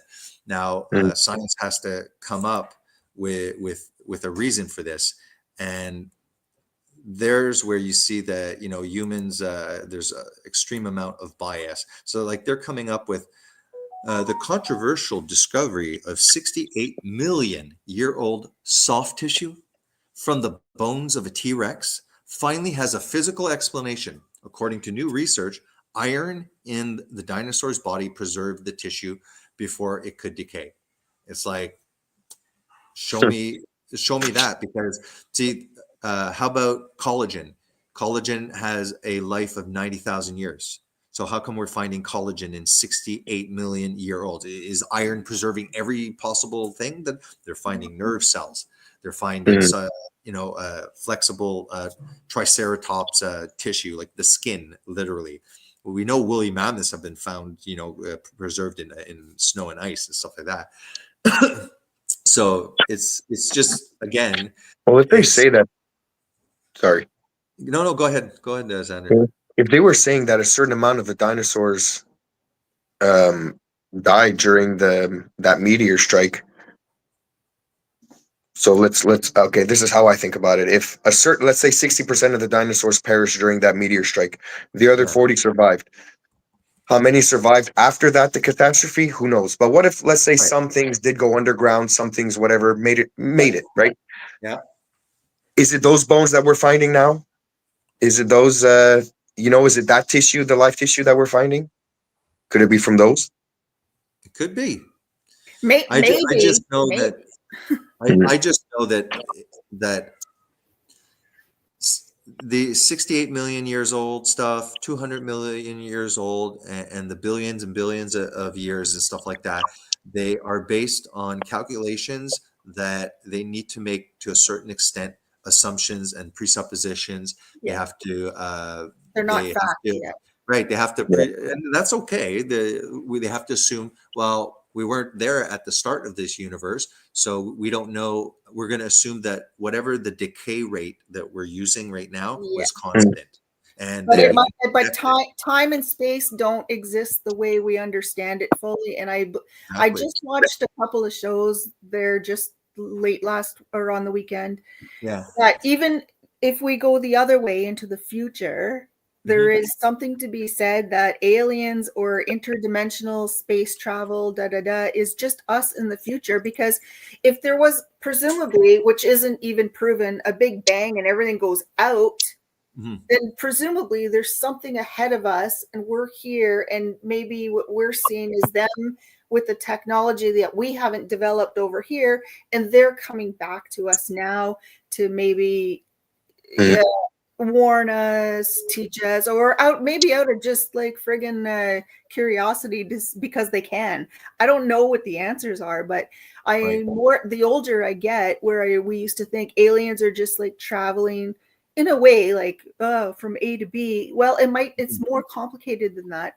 And I think the government, they might know what's going on because they might have more communications with them from the future coming here. And when everybody was saying, oh, we can't handle it, we're going to be too scared, disclosure, I think what's happening is, if that is what it is, then that's just going to scare people, because it's going to make them think, wow, if we have a big boom here and there's a future and we're in the middle and people from the future are coming back, we couldn't handle the thought of what the hell is going on. I think it's more complicated than, like a movie, the aliens are going to come and kill us. I think it's the mental shit, that's the reality of like space, time, and travel in the future. I think that's what it is, honestly. But I'm young. I'm a young lady, so what do I know? Another thing is, and that's why I said, like, I could live another 60 to 80 years, 300 years, and I could still, if I'm interested in the Bible stuff, dig deeper and deeper and deeper, because then you could like, how long would it take to study Greek, ancient Greek, like their history and all that? Because the more you know about Greek philosophy and study, Greek philosophy or Egyptian, then all of a sudden you understand that the Greeks had a worldview that was, first of all, physical, bad, disembodied, ethereal, spiritual, good. So we've been influenced where we think that the physical realm, this dimension, it's physicality. And then in the other dimension, there's no there's nothing. It's like we're just invisible stuff. And that's definitely Greek. And from Greek thought, the same thing with Gnosticism. It's the same thing. This is the evil realm, and we need to get the hell out of here, and we have to become disembodied. Think of it. That's very similar. So we have Greek is exactly like Gnosticism, and then go to the Eastern philosophy. It's the same thing. The karmic wheel. We got to get the hell out of here. And then you have the Bible, and it's completely different. What it says is that there's the earth realm, the physical realm. Humans were put here. There is another dimension. Now, when you're in that dimension, there's stuff there. People that astral travel and stuff like that, it's not nothing that's there. So all that to say is that that's Greek thought, to think that spirits like have no embodiment. Now, when those spirit beings come to our dimension, because they're not from this dimension, perhaps they are invisible and they can manifest if they wish to communicate, but they don't have to, So for us, it's like we automatically think, so spiritual beings have no physicality. And I'm not saying it's physical. It's probably different, and my mind can't grasp what is. It's not nothing, but it's spiritual, and we see that Jesus, just going the biblical narrative, when he's resurrected, that's his spiritual body.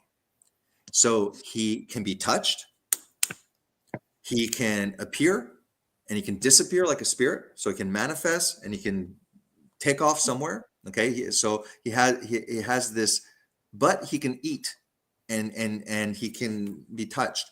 And it says that's the resurrection body that we will inherit. It says he's the first one. He came, he died, he was resurrected by God the Father, and he has this spiritual body. That Did you is see the last 10 minutes of the movie Interstellar? So a I little was bit of just that, going to mention that a because little when bit you of that, but then Yeah. also when you then again we look at the past and we look at Yeah. some of the things.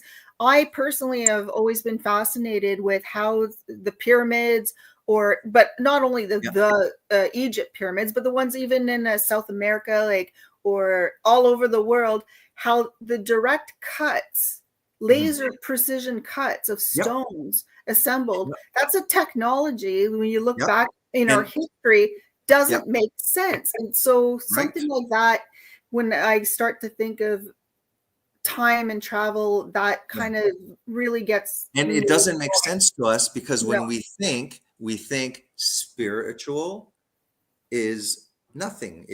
You're just invisible and stuff like that. And that is, it is a worldview, but it's actually not the biblical worldview. And so in a way it's called a uncorrupted, like we have a corruptible body, now we'll have an uncorruptible body. We have a mortal body, we'll have an immortalized body. Now the thing is that the whole thing about the fallen angels rebelling and stuff like that in the biblical narrative is that those angels are ministering to us.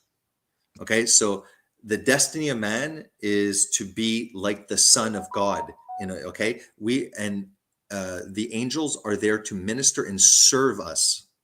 They don't like that. Some of them are happy to do that, and some, because they have free will, are created beings from the spiritual dimension that is not Greek invisible. Okay, there was a war, and everything. So what I believe is these could be, like you said, who knows? Maybe it's us. Well, if it's us in the future, we've really morphed into something completely weird because the alien Well, grazed. the people who are influencing my thoughts right now at my present time, Yeah. that are convincing me that it's us from the future. Yeah. Let me make it clear. They're talking like 20,000 years in the future. If we had to put a timeline on it, that's like, we're looking at 100 years of our own species, like in our own history of like, how fast is 100 years of technology gone from like black and white, inventing a camera to friggin' I'm on the internet with you. Like, can you imagine 20,000 years? So it looks like we've morphed into, like, we've devolved, because the only thing we know is, well, they're super smart. Maybe it says that they communicate like directly to your mind, like you hear the voice in the head and stuff like that. You can talk, but they're talking. Arguably, we already have a little bit of that with right. Possibly, what do you call it? Fluoride might have ruined that for everybody, kind of thing. It's possible. What I'm saying is, I always get nervous when people are not you. I'm not calling you. I'm saying just in general, the alien community is like open arms. I'm just kind of like, just be cautious. And I try and like not use the biblical stuff. Like if I use angel, all of a sudden, like, there's an idea of what that is. But if I say it's interdimensional being, then it's like, I just tend to think of good spirits and bad spirits, good intentions versus, bad intentions, evil versus, angelic, like good and bad, yin and yang. I mean, yin and yang has been here for how many centuries? Like, people have these concepts and have for many centuries. It exists for a reason. Like, I think we ultimately innately kind of know these things, right? Yeah, we have a moral compass that's God given or creator given. Golden rule. Like that's it. It said, the biblical narrative says that indeed we are made in the image of God. So there's in a way, Well, there's God the Son, so Jesus, the Son of God, kind of thing. So yeah, we will be like him. But I think like in his image is that like the moral compass that most people have. On you can become immoral from just constantly going against your conscience and your moral, and you can break that, and then I think people can really become corrupted. But in general, there's that, like you said, that, and we feel like disgust at injustice, and we have empathy, like these I think is what it means by whatever the creator is, the higher power, these innate values that are not taught. They're from other cultures and stuff like that. Born bad, but Baked bad, into bad, the pie, it's part of born the evil. Yeah. How do you dismember your parents and yeah. or do evil But onto for children? me, Like, is that in your nature? All that stuff. Yeah. it's if you look at Ezekiel's vision, okay, it is, and then you look at Independence Day, the scene where there's this huge craft, okay, kind of like coming out of hurtling clouds and belting fire and lightning, and it's coming out like that. It is they did the opposite in Ezekiel. Okay, this is spiritual thing happening, and what do?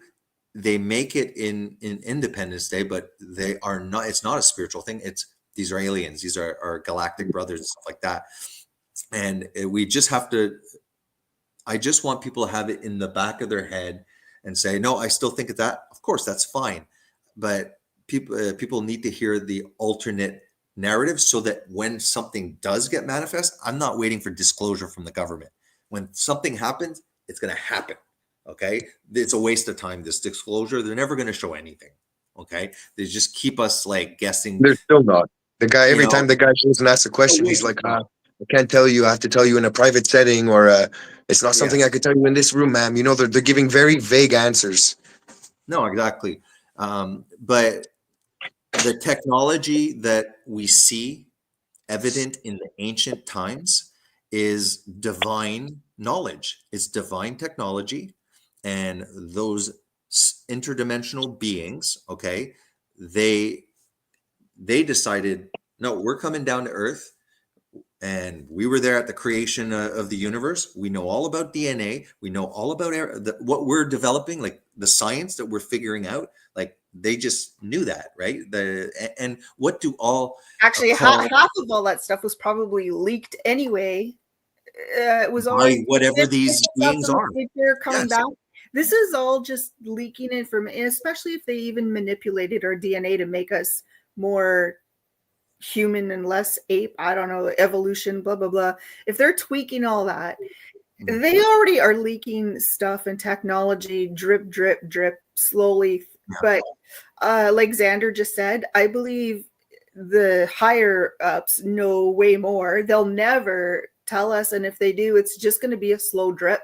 Yeah. And I'm not going to hold my breath, honestly. I'm going to be dead before I know it. But what I hope to do is at least pass on my craziness to my kids, so that when I die, they can 100 years of my 100 years will go 100 years and their 100 years much faster, because at least I dared speak of it.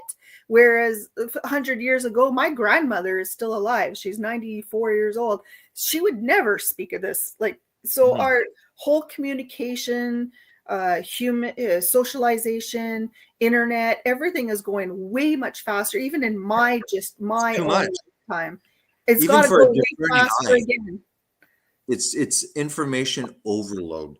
No. It's never fast enough for me. I'm just going to speak for myself. No, it's not. It's not. It's just even it's just that things are getting so much easier to deceive. Like we could literally be watching a video that looks like it's me talking, and it's AI. It's not. So and I'll give you that, Jason. Yeah. I just find that it's like there's so much happening so quickly.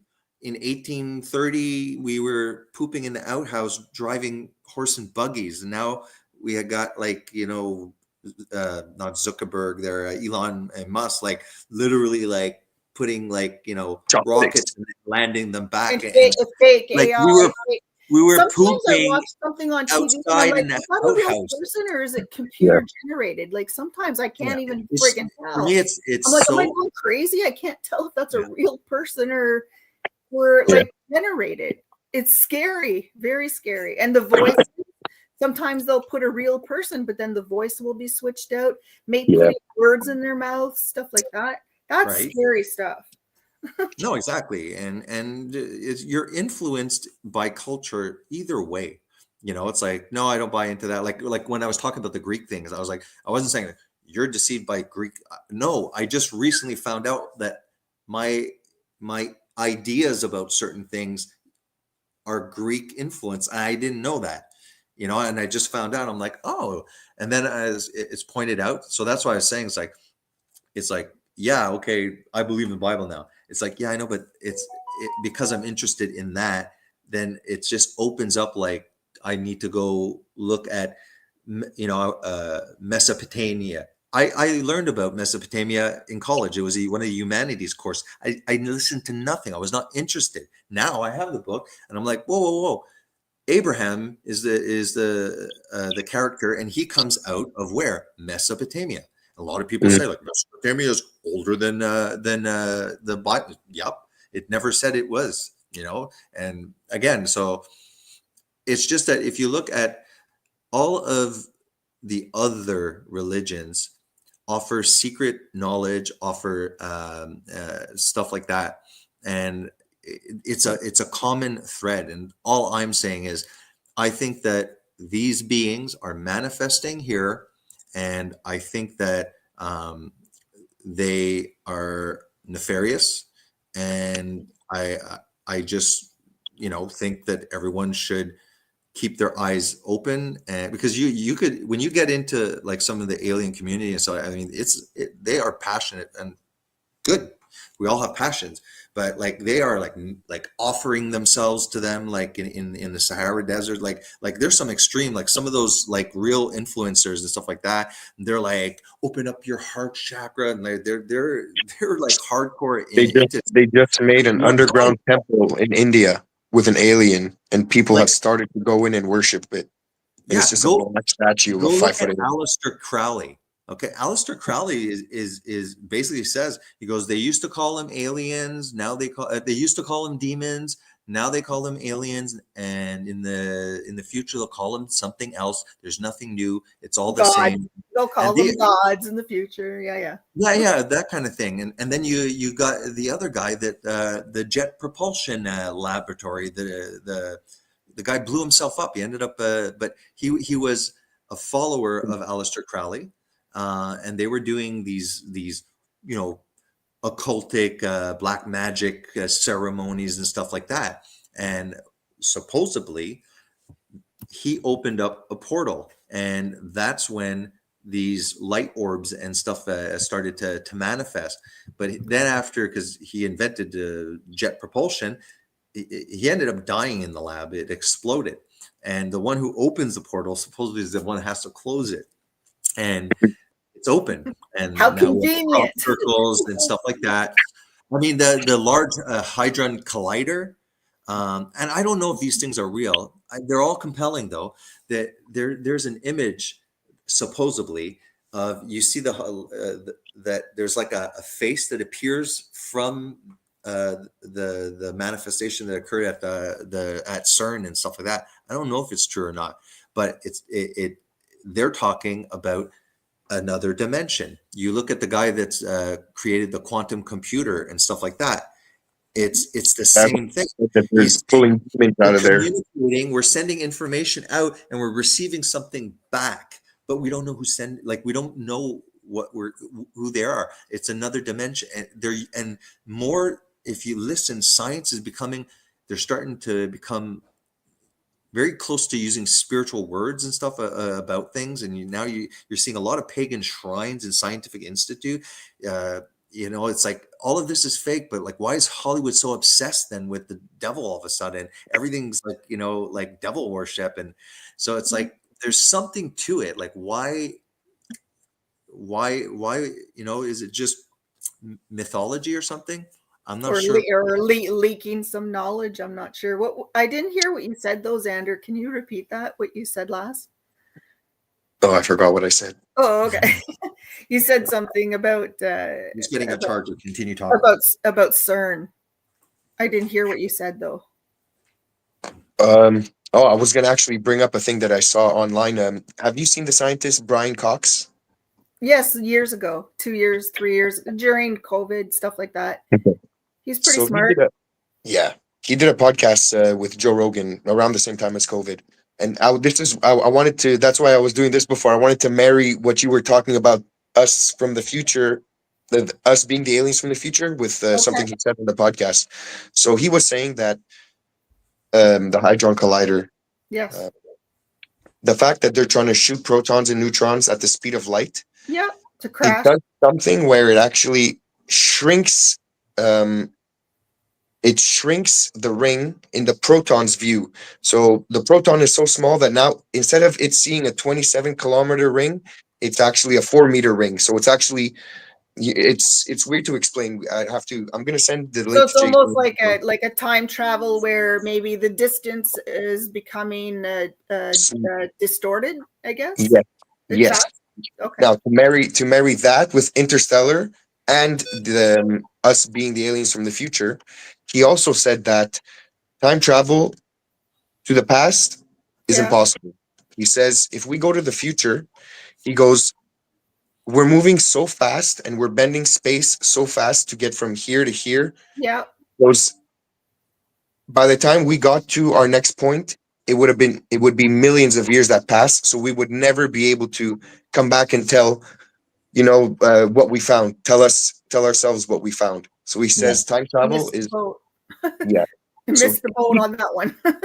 So he believes it's impossible. Well, that's interesting though, because if it's kind of like when I said, like if they say the Big Bang Theory, which again is never proven, is a bang and everything is expanding, then the time travel theory is very complicated because, like you said, can you come back in time if it's continuously forward in time? But I've also heard theories where you take a piece of paper and you put a hole through it, and then you go like this, and it's to travel. Fold space time, Wormholes. Yeah, you can travel like from here to here in a different time than a linear, right? And so it gets, I don't know, it gets a little bit. It's kind of like how it's like why do planets close to each other or whatever things in space all expand at the same rate? It has a gravitational pull and stuff. One of the ways was, just hold a sheet, right? Tight, and you put a ball. I saw that one. Yeah. And automatically, the minute you put the heavier one, it has a heavier density in a way on the fabric of space. So it goes down, and then there's a natural attraction. Right. And so that space is just like it's a fabric, and that's and time. We tend, it's very hard to jump out of the box. Is okay. Time didn't exist at one point. So our concept of time, because we reside in this dimension, is we say, time is. Infinity would be forever in the arrow going future and forever going in the past. But that's not true because that is time. But we're talking time didn't exist. So the forever past, forever future. So that's why it says that it's something that is eternal. And we think eternal just means forever, but it's in a location. It just means it's outside of time. And the word that we use for what was there prior to time, and science telling us that we have the concept of forever back and forever future.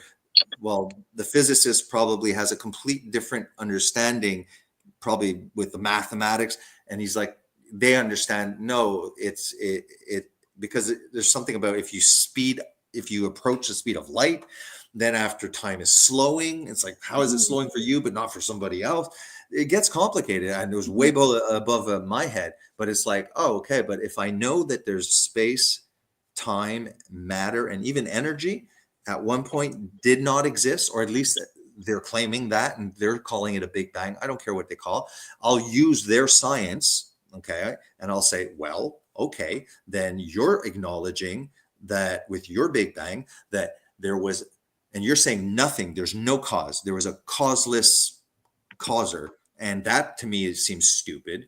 So it seems to me that if you're acknowledging that time, space, matter, and energy at one point did not exist and seemed to come into existence, and it seems like they all had to come into existence at the same time, because if you have matter and you don't have space, then where do you put it? And if you don't have time, then when did you put it there? Like they all had to arrive, which is another reason why the creation of the universe, everything had to come fine-tuned in one shot, or it wouldn't have worked. It would have and went like that probably. And that's why evolution, I find, And we get into similar because it's like what do you call it? cardiopulmonary. What evolved and became fine-tuned? The blood, or the pump, the heart, or the lungs, which is the diffusion membrane. It seems like all three had to work, perfectly. But then you get into more complex things, and you're like, this it requires. So there's Behe, a scientist, and he said he coined it irreducible complexity. That there's a certain amount of reduction in complexity to where the thing can never work. And what he's saying is when science is looking prior, it didn't have the instrumentation and tools to see the complexity. Things kind of look globular. It kind of made, sense to have that kind of theory. I don't think Darwin was evil. He came up with a good theory. Science had a microscope that had like a jello blob with something, the nucleus looked darker, kind of, like it wasn't complex. Now we gaze into a simple cell, and it's like we got freaking things walking around and things imprinting. We got recycling centers, like micro. What do you call it? Mitochondria. It just gets smaller and smaller. It's almost fractal, mitochondria, like a fractal in nature. Yeah. You can kind of look at the galaxies and well, then some people are brain saying firing. It looks like cosmos. And some people are saying fractal is the path of least resistance. But in my mind, I don't agree with that, because there's too many patterns. It's not the path of least resistance. It almost seems like contrived. Like for me, it just seems, and using logic, is that whatever caused this whole cosmos to exist has to be a timeless, immaterial, omniscient, or non-spatial causer. It has to. I take a little bit of a question with your immaterial, because are you saying everything I'm seeing is not material? I don't know what you mean by immaterial. No, what I mean is, if they're saying that at the Big Bang all material was created, all the elements, all the gases, all of these kind of things, it's like, okay, so it didn't exist. So whatever whatever caused it was the cause of the matter, of the elements, and all that. Yeah. That doesn't make much sense, eh? Because material, all this material comes from somewhere. Yeah. And they're saying, because, and it's like, fine, but it's like, okay, so you don't want to acknowledge that there might be a conscious creator. And stuff like that. Yeah.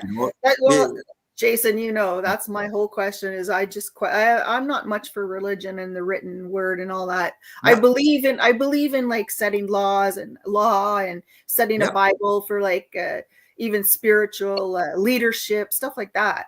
But the creator, that is the juxt of my question. Well, that's why I use that word with you, because I don't necessarily. Often I'm finding that, and rightly so, in a way, Christianity deserves that, because its institutions have done some horrible things, and people are turned off to it. But it's like, that's why I try and use different terms, because angel it's not the same in people's head as me starting out with interdimensional being. Let's say, if, me talking about God. Okay, they don't like that. Then even creator might be like, nope, that sounds too much like God. So it's like, okay, well, we have two choices: nothing created everything, or something. And what I'm saying is that something that created everything can't be what it created. I believe something created. And I leave it at that. That's the first step. But I go deeper than that, because I almost think, like, sometimes I get a little bit weird with the AI coming out, how advanced our brains are getting, and we're not advanced at all by any means. I think we're like a fraction of what we're going to be. Yeah. But it almost feels like it's just going in a direction of, instead of God or religion, to me, in my brain anyways, it seems to be going in a direction of creator, which is, am I going to find out someday, maybe 30,000 years from now, that the creator is computer simulation, something like that? I don't know. But then the question, if I knew that as a fact, man-made and fossils, and like you said, what made all this material appear? It's got to come from. But who made the simulation? That's my problem. Is me too. That's my question. That is 100% my question. Is in the Matrix, somebody created it, and that's why when atheists are open to us panspermia, meaning that an advanced civilization way more evolved than us came and seeded us on this planet, and it's like, okay, but for the people who are itching, but then who are they? And then who are they? It's called an infinite regress. It's then who created that? Then who created that? Never ending.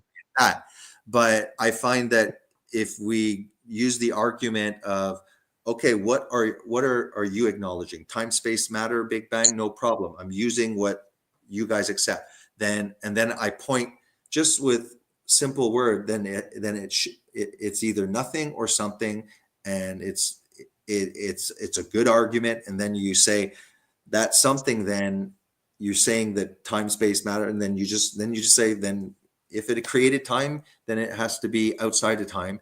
And if it created all matter, then it has to. Then matter didn't exist, so it has to have existed without all of these elements and gases and matter. And you just go through it. You go, and at the end, you have this timeless, immaterial, non-spatial, conscious entity with the power to cause stuff to happen, to truly. So it's like, then you just leave it at, to me, it sounds like God. It has nothing to do with the Bible. But to me, Jason, you're just putting a label on exactly what you're just the flip pages. You're just putting a label on it called God, whereas I'm not willing to put the label on it called. And that's why I don't use it. That's why I try and deviate from that, and I try and talk about the first cause or the causer, or I go as far as creator. But I never.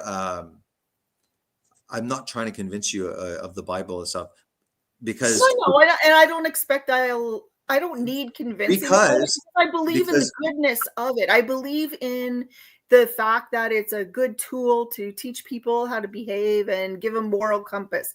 What I don't feel I need that. I feel like I was born innately with a good moral compass. So my thing between you and I, which we've always kind of argued about, is I don't really need to go reading back the New Testament, the Bible. I already got my foundation. I'm pretty. But we're not talking about that. That's why I don't need to read it. Like, I'd rather read, my murder stories about understanding why humans kill each other than when's the last time Bible that's going to give me no more moral compass than I already have. Right, and that's why I said we haven't fought in like ages. I know. That was pre-funeral, okay? And and if you've noticed, the only thing I try and get you to, and you'll see in the text and stuff like that, is all I keep on repeating is open up a dialogue with whatever that thing is, that thing that's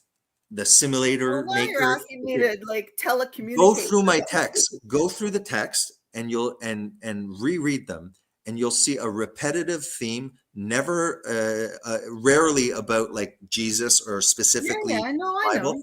And it's always, LA, I suggest that you open up a conversation, call it the universe, call it whatever, talk and ask and see what happens, because you have nothing to lose. Well, yeah, I you know, do. I have time to lose because you're honestly, talking in your head anyways. no, Everyone's but I talking in already their have my moral Either you're compass, talking right? to yourself or you turn it and have a conversation, even if it's complaining. If you are there and you're a creator, well, I don't agree with it. I'd rather you complain to him and say, or it, but no, like, I'd rather bash my head against the wall, honestly, because I'm like, because I know humans and piss me way more off anybody than who is survival. searching for the creator, whatever you want to call it. I don't think we're ever gonna know. That's the problem. So I've pretty much given up on that. I just That's fine. I don't think we're meant to know or we're going to know. I don't know what happens with death or conscience. That's a good I point. have a French And language problem here. Consciousness comes yeah, from, and I don't know if we're meant to know until we die. Some people we'll claim never. to Yeah. have near-death experiences. They come back, they claim to know. I don't know what that's like. I haven't experienced that. I've almost died, but I not had sort of like a NDE. I've never had that. No. Paul says that we look through a glass darkly. So even like as far as the New Testament and stuff, and that's why here you have a magical specimen says there are more good aliens than bad ones, and I can tell you that. And what I would say is, you don't know which ones are the good ones and which ones are the bad ones. They could be deceiving. They could be deceiving. Yeah. But I was Why? going to say, Exactly what you said. While we're here, we are veiled, and we look through a glass darkly. We're looking through foggy goggles, and since I don't suggest that you open up a communication with people you don't even know who they're from. They might be good, they might be bad, but you're half blind, and I have a feeling they're not. And be cautious. And then after, you just use other people's experience of people who blatantly loved to do the occult, and they might be full of crap, but there's many stories and they regret, and they're like, no, like I did this and that, thought it was cool, and I did my black magic kind of and things, and then before you know it, they have, like, maybe they're making it up. Maybe every near death experience is a lie. Again, you know what I mean? There's nothing that we can prove 100%. Nothing. Like you said, this could be a simulation, and in the simulation, there's a narrative of religion, and maybe the simulation, there's a winning religion, but in the end, there's no religion because it's just a simulation. I can't prove that. And no one should be able to say, I can prove. We might do it as clickbait, but it's kind of like in a court stuff. Sometimes you can still win the case, or the person still found guilty. I guess you might know the exact term, but you'll get what I'm trying to get at, is like the preponderance of the evidence. Maybe it's not direct evidence, like they don't have a camera of it, but there's enough evidence to lead to a conviction kind of thing. So we can't prove any simulator, but that's why we can ask questions and say, is there more chance? And we can ask philosophical questions. More chance that nothing created everything, or something, and then we can debate about it. And I've chosen that there's something. And as far as these, again, it's just using different terminology. He's like, there's more good. I agree. The Bible's, there's way more good interdimensional beings that are doing what they're supposed to. Just like there's many good humans, and there's some horrible bad seeds. It's the same thing. So, but he's using aliens, and that puts in most people's head that it is a far off galaxy. They're travelers. They know how to travel distances, but they're from this realm and stuff like that. And it's like, okay, but many non-theistic investigators like Jacques Vallée, who are not are saying that it is nefarious. You Well, can't, let's not forget all the religious paintings with UFOs in the paintings. yeah, right. But So we're calling there's something there to it. right. But There's see, something you The see reptile of the we Vatican. historical. see the painting and we say, oh, look, these are crafts that come from a distant galaxy. When why can't those shaped things be spiritual? And those paintings, it was like, yeah, those We just are don't know. angels, and Yeah. that's the technology that they use when they manifest. Yeah, but then The- you have to bring those ancient paintings, like you yes, said. Oh, why can't they be crafts, interdimensional, blah blah blah. But then you yeah, have to take into consideration, then bring us the thousands of years into yeah, the 1950s. Well, now we have cameras and yeah, photography. Now we have yeah. photography. Now bring This it would be from magic. the 50s Imagine this. to 2014. Now we got Yeah, more pictures. Then you bring us to yeah, Bruce. Now we got more yeah, videos. Like there's a common theme here. So we yeah. don't know what it is, but No, we know imagine this, like what we do, like this would be black magic. Like this guy he Have you gazes ever into looked into Have you ever breathing looked into the black goo? ectoplasm. Well, the some no. This is more. I'm not 100% on my facts on this thing, but Yeah, it's supposedly it's some sort of black liquid that's magnetic, and supposedly it's I don't know. They're able to control it, yeah. something For like for that, and for they me, use what it in their I've scenes. And seen is a lot of the aerial phenomena. They morph. I sometimes see things that they look physical, they look silver, but they're like changing. yeah, I see those kind of things. Yes, I saw the Tic Tac. That could possibly just be drone, technology. yeah, they admitted in the My instinct was congressional thing that it's that's actually that's part of the technology. yeah. Yeah. But so what are we watching? We're seeing these gravity or physics defying movements, okay, going insane speeds and just cutting like this, where the G forces would splatter any organic matter. They're able to do this. It seems like they're encapsulating themselves more in a plasma ship, which could just be energy and stuff like that. If you look at a Christian guy, what is his name? I watch him, Timothy Alberino, and stuff like Oh that. yeah, About I the just face started watching peelers him in too. the jungle of wherever.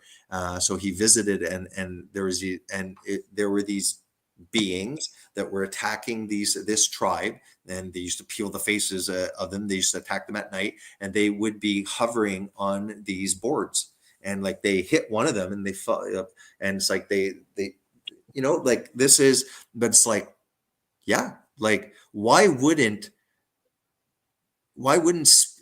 spiritual beings that were there at the creation of the cosmos, okay, that are have insane knowledge and not know how to use the elements in this realm to create tools while they're manifesting in this realm?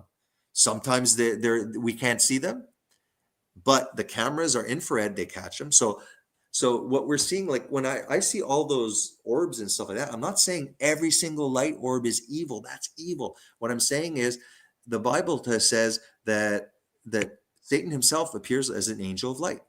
The idea that good angels are beautiful and bad angels are ugly and stuff, that's not true. Not always the case. No, and the one documentary I saw on the hardware that was retrieved, a Yeah. retrieved spacecraft. I can't remember. I can't cite what documentary. I watched so many, I lose track. But that when they went inside the craft, they don't know how to operate or make it operate. But when they went inside, it was pretty plain and empty inside. Like I've seen two different kinds, Yeah. and one was in the middle of. There was just three Yeah. seats, and in the middle or off and off to the side, it looked like nuclear reactors is what it looked like, but they didn't know how to make it work. And another documentary was kind of more like the movie I can't remember, where you put your hands in a in a form, and they control their with their hands, or with their movements of the hands of some kind, like, and telepathy. But the one that fascinated me was, it was just silver disc, silver 3 seats, nuclear type reactor. When they took it apart, that's what it looked like to them. But how do you make that work when there was nothing, like no buttons, nothing inside? So assuming that these scientists and whistleblowers are being truthful, let's assume that's truthful, then what the hell? Now that's hardware, people. That's not orbs and light and infrared. That's a hardware ass ship that they don't know what the hell and where the hell that comes from.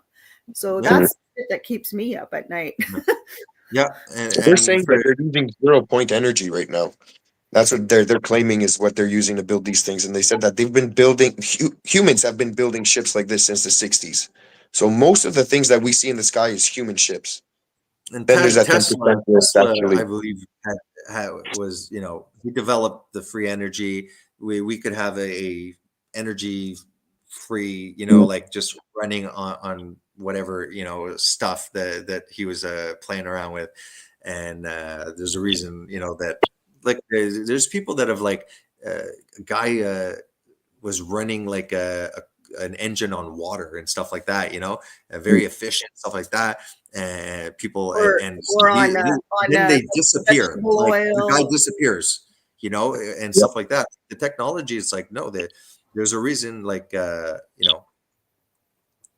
going to acknowledge here, Jackie, any opinions or knowledge of the companion Bible, the enlarged type by U. Billinger? It's the King James scripture. She's at any opinions or knowledge? No, I am not like a Bible Nazi. I like all the translations. I like comparing translations and stuff like that. And the majority of even Bible Gateway, you're on the top, you click it and you go, comparison. You see every single English translation. Then you can go and check out the Greek, and you don't even have to know Greek. Every single word in the New Testament, you click on it, shows you the Greek, shows all the possible meanings. So it's like, it's so easy now. Prior to that, forget about it. Like, think of it. We only had our library, whatever books were in our library, public library at school. And if you wanted to be spiritual, it was like, well, whatever the pastor at that church is saying, that's about it. It's like, there was like basic almost nothing. It's just insane. And the amount of learning that we can be engaged in and stuff like that. But I think that my concern is that there's a great deception that's on its way. You have to pay attention to what they're feeding us in the entertainment. Now it's becoming more and more obvious, but it's not a recent manifestation that they're trying to propagandize. There's a reason why they're called programs and stuff like that. And look how long they've been doing alien movies. It started with a trial run on a radio station. Okay, War of the Worlds or something. It was a mock thing. People freaked the hell out. They thought it was real. They did a test. I don't think that's going to happen now since 1947 to now. I don't think that people now would act in the exact same way. That's what I'm saying. Why? Yeah. Because from that to all Hollywood, E.T., all these alien movies, some aliens are bad. The Alien series, the Species series, but it's aliens. All it's saying, they're good, they're bad, but it's always saying they're from a far off place in the distance. Which is what an hour ago, which is what I said, is I think it's actually turning in a different direction. That the scarier thought is it's not from time travel from A to B, or it might involve time manipulation, but I think it's going to be more complicated than that. And what people may not be ready for is the fact that if they are future us coming back, which again, I'm not convinced they can. I don't know enough about it. I respect the theory. I've heard it before. I think that is a little bit more scarier, because what the hell do they want to come back in time to warn us about? Because where the hell are we going? And does everybody throw their hands up and go, fuck it, if they come from the future to tell us we've botched it all, then what's the point? That's we a little also bit more mind screwy to me. but we also have to look at the alien community themselves. Okay, and like I said, near death experience, grain of salt. Okay, but it becomes more convincing if there's such a large amount, but that could just be like, oh well, I'm going to do hoax and stuff as well. And then I lost my train of thought. Continue. Oh. It'll come. Well, The minute Xander, you what did you think about what I just said about that whole time space Yeah, travel? you had Oh, talked about. I was just gonna mention that one of the theories I heard is that it's us from the future coming back to collect our DNA, and that's what all the abductions are for. And we've come and we only abduct the certain people, or we only abduct ourselves to collect our family's DNA. And it's could be like you said, maybe we screwed something up in the future, and they're coming to collect some stuff so that they can take back. Oh, Salvage themselves. sorry, Yeah. can I cut in It's before? it's a weird thought, but I'm glad you shared that with me because it's on my mind as well. Mhm. Well, if you, yeah, sorry, this is was what I was saying. The community themselves speak about their experiences. Okay. Yeah. Now the abduction stories, okay, that people have, and it seems to follow families, and stuff like that. The mother experience and the daughter and stuff like that. Now, male or female, they're talking about examination procedures, often reproductive related in the Mhm. private parts.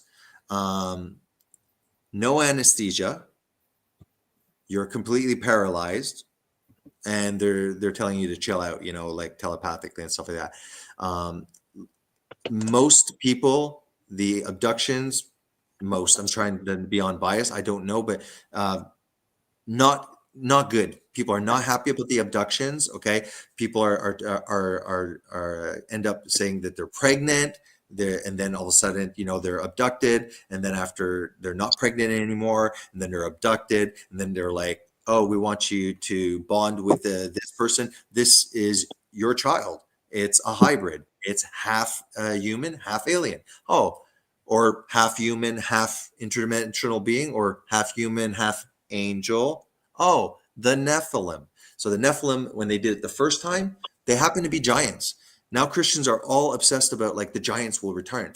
It's like, no, they don't have to be giants. They happen to be giants the first time. After the flood, they were still considered big, but even in the Bible story, they were a lot smaller than the first generation. The new generation, Nephilim just means hybrid, human alien. Okay, I'm saying human angel, and it's like it's exactly they said to Jesus, when's the end of this age, and the kingdom of heaven? When's this going to happen? He goes, as in the days of Noah, so will it be at the coming of the Son of Man. I'll be coming back when crap is happening, exactly, or relating to and what happened in Noah's time. Most Christians, they'll just say people were really bad, and God was like, you guys are so bad, I'm going to drown you all. And it was like, no, this was massive DNA attack on humanity, requiring a reboot. It was Cleanup. and when it had become corrupted and stuff like that. So I'm not saying that justifies it anyways. You could still say I think that he's still wrong for that. All I'm saying is DNA corruption caused the flood. DNA corruption is happening now, massive scale, from what, Mhm. okay, to our food. Everything's GMO. We're finding out that this GMO stuff is freaking killing us. Okay, and they're modifying animals.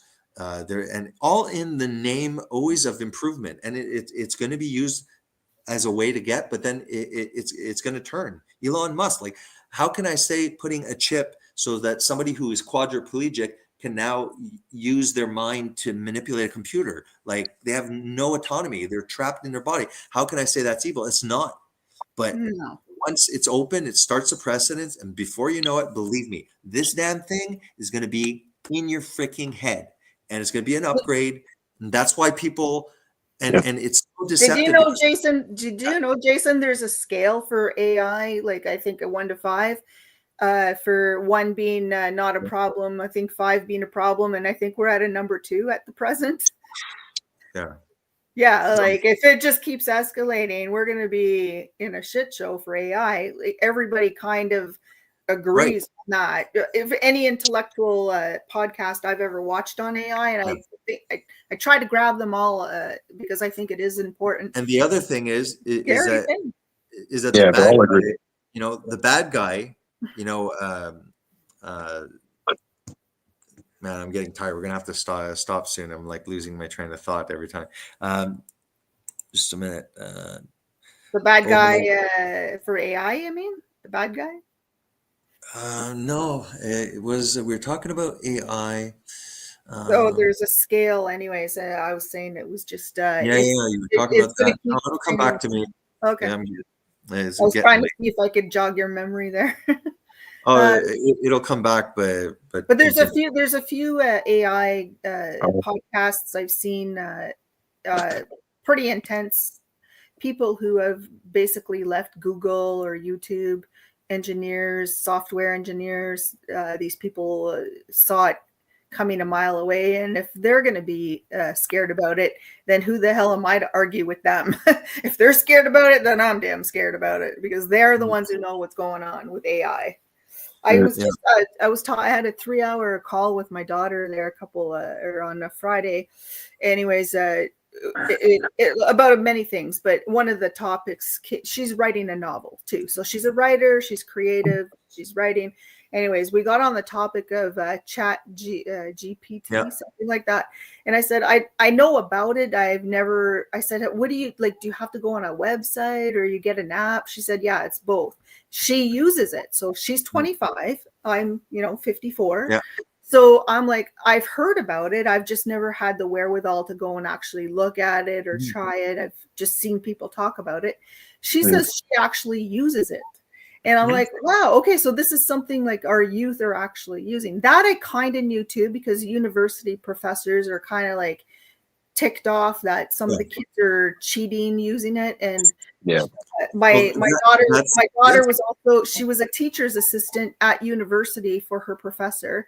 They became such good friends that my daughter is friends with her university professor. And she's been out of university for 4 years. So like they're still friends because they're very smart. So she said, yes. And her professor now, I think she said he's retired, but he goes back now and he gives talks to the university students about chat GPT and AI, about why not to use it, and how he's now teaching them why to avoid using it and why that's important to not use it. And I said, that's dedication, man. And that's why you and him get along, because they're dedicated writers. They're creative people. They're also very smart with computers, but. And the thing is, it's like you said, it's like, look, the AIs, you know how, I mean, being able to Google any question is amazing, right? Yeah. But once you Google it, then it's like there's each site that you have to click. So you have to do your own investigation. Yeah. AI though, now you could say, okay, summarize for me. Fall down the stairs here. Summarize for me all the science published in PubMed on this topic, and that's it. And it gives a complete thing. So as a data, search and stuff, it's amazing. And if it's used for that, that's good. The problem is eventually there's people that are going to be happy to put AI into their mind and integrate it. Okay. So they don't have to be doing this on the phone, and it's done exactly like the guy who's a quadriplegic. You won't even know what they're doing, and they're just, all the answers are there. Yeah. That's crazy. Now, what's going to happen though is it's going to create two-tier system where now if culture and society in the world has accepted this as a positive step, anybody who is an old dinosaur that says, I do not want this crap in my head, okay, will be an outcast.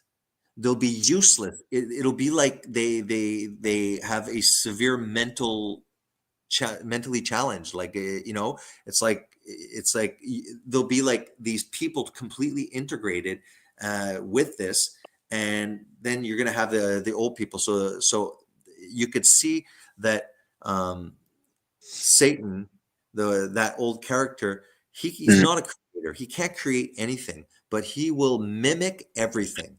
And when you look at the system, so and I know, like, these are my assumptions, okay, biblical assumption. God is omniscient, okay, he's all knowing, okay, so he sees everything.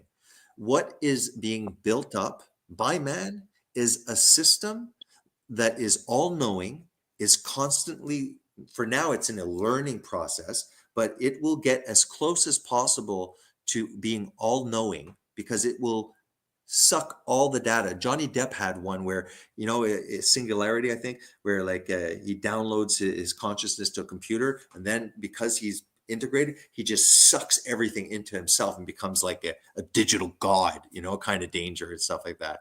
So it's a dangerous road, and I can see all of these. Isn't that what Neuralink is supposed to be? Yes, and it's already been implanted. That's what I'm saying. It's a good thing, because that's why I was saying it. I'd be an evil to say that quadriplegic is evil, but no, it's like allowing somebody trapped in their body to move something on a computer screen, and it's going to get more and more advanced. But what I'm saying is, you remember the ALS asking Elon Musk to put this in their head, and Elon Musk said it.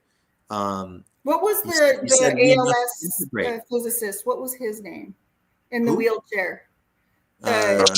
Hawkins. Stephen yeah, Hawking. yeah. And so he could like, I remember that it was like, I remember it like yesterday almost. Yeah. He was like reading the words on the computer, and it was giving the voice just from the movement of his eyes with the letters. That blew me away back then. And I bet you that we don't even know half that technology. Yeah. Like now, like at present, I bet you that technology back 25 years ago, or however long that was, is probably way, well, now even look at the Navy SEALs, the SEALs teams, and the Army with all their technology, with the incorporated bio robotics to make them superhuman or whatever. Oh my gosh, it's never ending, right? The super soldier programs. Yes, thank you. That's the super soldiers. Yeah. No, exactly. You know what? Let's We're cut it. all gonna kill ourselves with the super soldiers, because then like you're not even immune, like short of nuclear technology, right? Then what do? You don't want to do that and wreck the planet. So then you do mutants, the right? bionics. Marvel, but that's why I'm saying, like, look back. Look at all the Marvel actions. This, Spider-Man, he's a mutant. He has superpowers. He's the good guy. All of these things, they have an influence on a whole generation, so that when it actually becomes possible, it's like they've seen a billion movies about it, and they're like, yeah, that's cool. Hey, or that was so yesterday. Of course we have that. Like, and then to them in the younger generation's brains, it's just like, well, of course we have that. It's not comic book. That's why reality to them. That's why when you see the social engineering, you see the pattern, and then you start looking back, and you're like, okay, so whatever they're denying for a long time, okay, officially denying, but then the entertainment industry pushes as a fantasy narrative, and then after you seek disclosure, then you know that this is a deception, meaning we're going to say aliens do not exist. There are no aliens. You're crazy. Then we're going to do all sorts of movies about aliens. And then after, we're going to disclose, and we're going to say, you know what? They're aliens. And then we're going to look past, like you said. Finally, they're admitting it. Go, oh, well, of course. But what I'm saying is that last step is, what if that whole 3-step thing was to deceive us, to make us believe it's aliens, and maybe it was demonic, interdimensional, evil, fallen angels the whole time. That's the proof will be in the pudding, right? Because, like, for instance, when Xander, it'll be too late, unfortunately. Yeah, well, but the proof will be I might be wrong. be, because like when Xander said like, oh, the soldier program. Well, for instance, we could look back on that, and the science will tell, and the history will tell us, yes, of course, that existed. We now see it. But if what you're saying is, if it's a whole alien 3-step process, and then it's a propaganda, well, then sometime supposedly in the future, when that happens, we're going to be able to look back and say, oh, it's either proof they're there, or it's a propaganda. We've already been through this a few times with some, fake news or whatever. So the problem is it's in the present time. We don't know if it's propaganda or if it's reality. Right. When you're in the present, that's the problem. And I'm always trying to live in the present. And for me, bouncing ball. Yeah. No, and that's why at the very least I'm like, I hope somebody like at least heard my narrative and something, if it starts looking like that, they might catch it earlier and go, maybe this guy's onto something, because I'm seeing a lot of wide open arms. I'm seeing a lot like they're gonna help us, but all the people who have met them in abduction stories are like, these guys are obsessed with our genitals, and it's all about reproduction. Like why can't they reproduce? Why are like, then you have the cattle mutilations and stuff like that. So it's like they don't seem advanced. The crafts that we see, fine, that seems advanced, but the cattle mutilation was admitted that it's all human. That's a big psyop, and they said that every single one is a fucking human done psyop. So that might be part of that. What Jason was saying, that might be part of that deception. Yeah, the whole deception. I think that's the reason we've done. It could be that's the reason why we've had to back engineer is because we know something's coming, and they have to play along with it. It's possible. I mean, that's not off the table. It's just. That could be part of what Jason was saying about deception and not Satan, but evil working against us, and maybe like propaganda. Maybe, I don't know. Personally, I've never seen a cattle mutilated, but I'm more interested in crop circles. If we're going to go to cow mutilations, now those seem pretty interesting and intricate and not man-made, but what do I know? I haven't seen it happen, right? So like, it's pretty interesting. I like, I find I like the simulation theory and stuff like that. Like think of me as like, okay, a programmer, data, and I make a SimCity simulation and stuff like that. Yeah. And it self-regulates kind of thing. The little things. Somebody's watching us all make all kinds of mistakes. Yeah, they think they have free will. And then after you're the creator, but it's like, well, I don't want to just watch the movie. Like, I just don't want to watch a simulation. I want to interact. So I have my avatar and I do my own thing in there, but I'm out here, but that's still me. It's not me, but it is. It's I know. So I'm like, okay, so there's weird. My daughter played I'm completely when she was 10 years old, and I used to watch her and I used to think, what are you doing? Because it was a game, like I wasn't into gaming, right? She's like 10 or 12 years old, and I was watching her do that, and I thought, okay, so I was trying to understand, because I wasn't very computer literate, just for work, but not for like games. And she used to play this, and in the Sims world, you make them an avatar, like you said, but then they do you make them do things. Well, now with AI, now they kind of make their own decisions. They all kind of like, it's kind of like a natural gravity to thinking AI simulation. I wish I could remember what the heck. I think it was pre-COVID. I watched some sort of it wasn't a documentary. It was like it was on YouTube, but it was live, like a panel on stage at a university. And there were like a panel of scientists. And I just remember with the science, like I'd have to draw you something and I'll text it to you, but he drew this, or he didn't draw it. He had it made. So one of the scientists had this thing made. He had it in his hands, and it was made of glass, like blown glass, and it looked like you know what a what do you call that, multi like it holds candles, but it has multi The Like a mon- Jewish menorah? what? A Jewish menorah?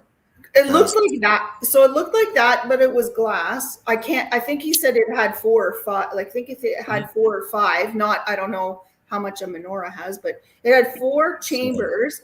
And then so it had 4 of those glass chambers, and it went down into almost like a pipe. They all like were hollow, went down to a pipe, and then it had a curve at the end. And he was holding this thing, and he said, "This is what the universe is."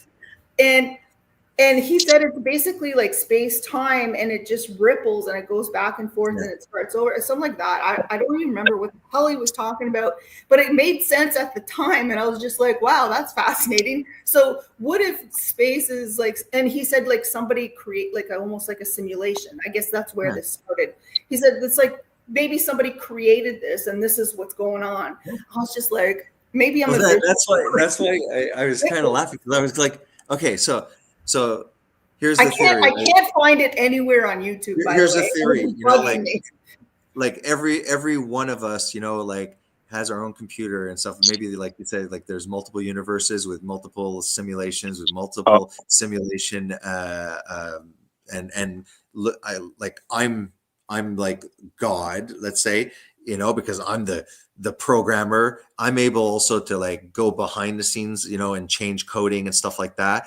And I enjoy, and I have my special avatar, and that's the God avatar, and I manifest, and I chose to, and I do whatever I want.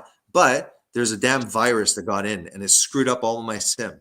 So I'm able to computer, program, but at the same time, the narrative in there, my avatar is, God incarnate, and there's a whole thing. It's funny because like what we are seeing, okay, not reality. Our eyes, we just have the same instrumentation. We have the same sensory instruments. So our eyes, we will look and we can, oh yeah, this is green, this is red, and stuff like that. But we know that other biological organisms have completely different vision, or some don't. Some it's ultrasound or sonar, like all sorts of stuff. So for them, they don't exist in this realm where they can see stuff. And we know that our sensory eyes are limited. The fact that if we saw everything, we could see nothing. We have to limit it so we're able to see stuff. If we saw every spectrum, we wouldn't even be able to see it. If we heard every frequency of the universe, you wouldn't hear me talking. So nothing could happen. Everything would just be this constant word, the one of the universe and stuff like that. So in a way, we are simulating reality. And it's very clear that there's that other dimension is the root, is the reality. This is kind of like shadow of the reality that's manifesting, but there's more real over there than it's here.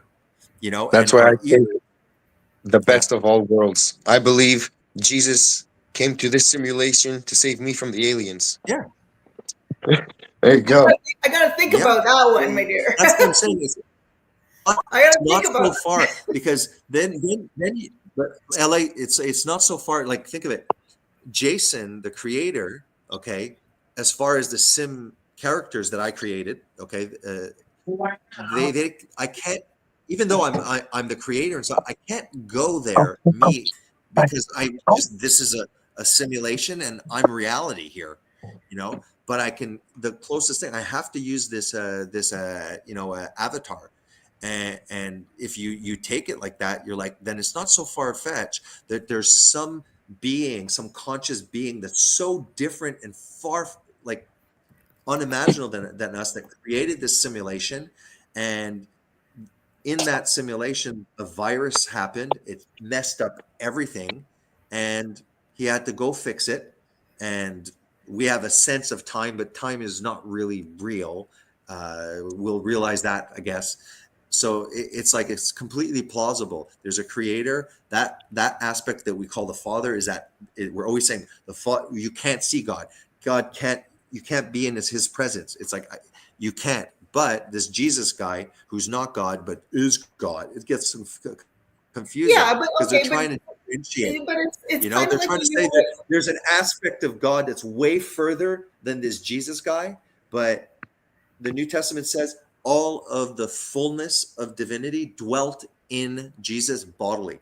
And and it's that's in a way, fine, Jason, it's but it like still gets back to the original question of who is Jesus or God? Who are they? Are they the ones holding the glass simulation that we're all in? Like, or the universes or parallel universes? yeah. Like, Well, I mean, it still begs the question. the Like, I don't father. disagree with you about God or Jesus or I know. I just find that the flesh and blood, simulation or they, fits perfectly. follow my rules. I don't disagree with any of that. Yeah. What I disagree, it's not even a disagreement. What I No, it's not really a question, disagreement. I still just question who the hell is holding the parallel universe simulator situation that we're all living in. And Oh, and just and that, in just that little and question. exactly. And in that man-made book, what they're trying to explain is that The word. there's an aspect of God that is so far and transcendent, and we have to use some kind of term to differentiate it. So they came up and the Jews started calling it the Father. Okay. But but Jesus, okay, is just God the Father controlling in a way, not completely, but controlling that avatar. And that avatar is saying, if you've seen me, you've seen the Father. Well, no, like Jesus is you can see him, he's physical, and he looks like he's just another sim character. He is, but he's driven by God himself, and those other characters aren't, and stuff like that. So it makes sense that a simulation has the potential of becoming corrupted by a virus, and it Mm. just makes sense that once that simulation that program is corrupted with the virus, the only thing that can fix it is the programmer going behind the scenes, changing the zeros and the ones. Okay, therefore, if something happened and corrupted the whole simulation, and now all the sims are doing crap things that they're not supposed to do, and the thing just is not what the simulator creator intended, then yeah, he's going to go behind the scenes.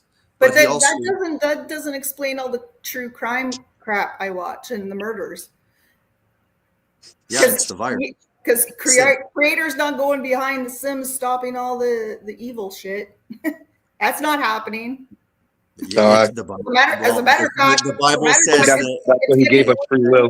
the Bible says yeah, but that's where, and I'll push back a little bit and say, if there is a book that accurately tells you this will happen, then that'll happen, then this will happen, then that'll happen, and then my final, because the end result is first the sim creator, okay, comes, he fixes it, he dwells with his simulation for a period of time, then he completely reboots it, creates a new simulation that we can't comprehend, that's going to be amazing.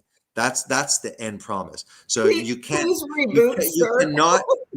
say, oh well, you know what, like we're halfway through the movie and things suck, therefore the creator sucks. It's like, yeah, I know. Well, can you get to the end of the movie? Now we're not at the end of the yes, movie. everything sucks. We all agree. Can you please reboot? But there's a checklist. Christians have a checklist of, it says that we should not be talking about Jesus coming back until the Jews go back to Israel. Well, they left in 70 AD. Yeah. You know how long it took? They came back in 1948. Okay, almost 2,000 years. God was very long in his delay. God is patient. Is that what you're telling me? So for 2,000 years, Christians were like, oh, but we believe this book, and it says God that doesn't Israel. have the same tolerance level that I do. No, but it says that Israel will come back, but the Christians themselves lacked belief, and they said Israel will never come back. So we're the new Israel. So then what developed was everything about Israel in this book, it's all about the Christians. And then all of a sudden, prophecy started happening in 1948, bang, bang. And ever since 1948, they said the generation that sees the regathering of Israel, okay, will not pass away until they see the coming of the Son of Man. So And then the generation, why is Israel a small country, B, a powerful country, and C, yeah, the United States have the most, maybe not the United States, but between India and the United States, maybe China and Russia. Okay, let's throw those in there. With the most population and the most religions, sure. like that just doesn't really hold up water With, to me. so all I'm saying is, you're saying I was acknowledging things suck, but what I'm saying is within the simulation, you got the avatar. Okay, that avatar is not the actual me, but as far as the sims are concerned, it's like, look, if you've seen this sim appears, it's me. Okay, that's me. I'm controlling that person. Okay, good. So it just makes sense that now in the simulation, they put out a manual, they put a book. Now they put many books because let's make it interesting. There'll be many books, but I'm saying that I have been open-minded. Maybe I'm closed-minded now that I'm Christian, and I've put my pole, my flag on this mountain kind of thing. But I did do an investigation of 20 years of, and none of the other books have prophecy. None of them say this will happen, then that will happen, and then this will happen. This book said Israel would return. Okay, maybe a lucky one, that's fine. I'm not talking about the 300 prophecies that maybe the New Testament just tried to fulfill and it didn't happen. But it's also saying that there'll be genetic tampering. That's happening. Then they said that knowledge will increase. That's how it's about a good 200 prophecies that it's gotten right. Okay, 300 if you plus. So that's all I'm saying. I can't argue on that because I haven't read it. But I'm kind of skeptical. I'll tell you that. Number one, I'm skeptical. Good. And then and number two, if there are 200 of those, then what I would do is I would dissect the language because I do deal with a lot of writing and language in my. I gotta go get the chargers. Yeah. Okay. And I deal with a lot of language and precise language, and it has to have a meaning, and you have to be careful what you write because it's going to come back on you, stuff like that. So then I wonder if of those 200, which I'm skeptical about, of those, the language and how it's written, it could be very generic, where it could be interpreted the way you might want to interpret it versus person B might interpret it versus person C could interpret it. Do you know what I mean? But I don't know enough.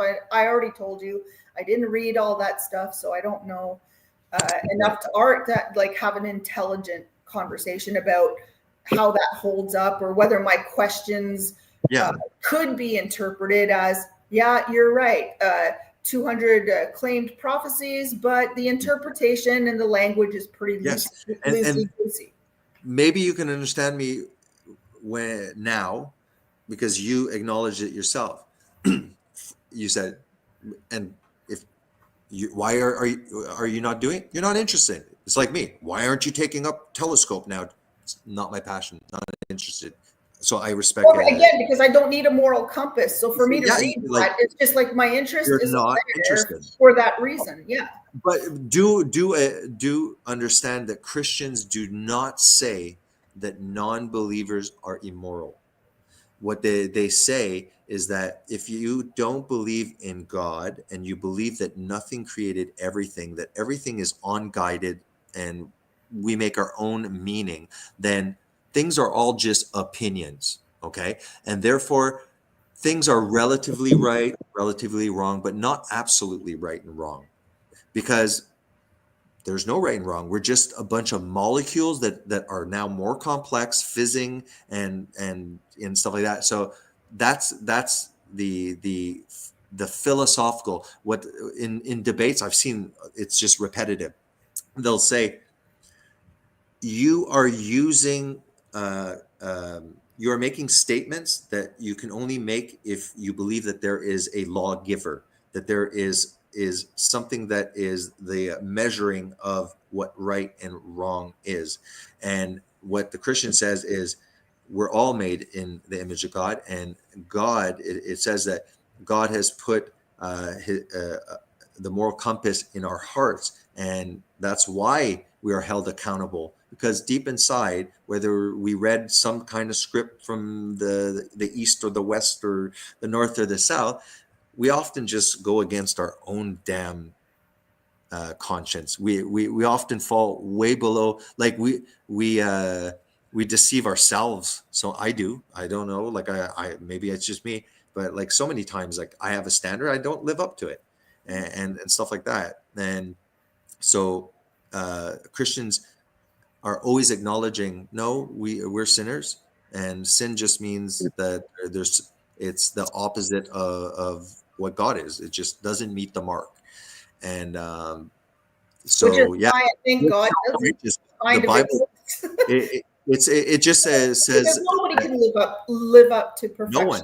Nobody. And no one, and the Bible certainly doesn't say that it doesn't hold you accountable. If anything, it makes humans anxious about trying to live up to that perfection. At least in my brain, it does. Maybe right.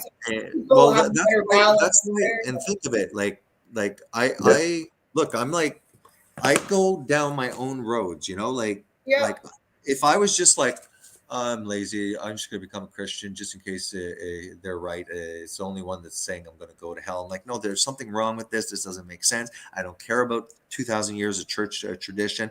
And that's why I investigate stuff. And then I fell on stuff. So I'm outspoken to say, I believe that justice means that judgment, God needs to judge, or there needs to be justice, and justice. Okay, well then I'm going to test you Sure. with one question. So I've raised two children. Yeah. Who, not a religious bone in their body, because I didn't raise them that way. Yeah. As a matter of fact, I've talked to you more about religion than my own darn kids. So I've raised them basically without religion. Make up their own mind. I didn't baptize them for fear. Like I grew up Catholic and with the fear of God in me and sinning. And it's still ingrained in my brain, actually. I still feel a lot of guilt and all this shit about things, right? But I chose not to raise my two children that way.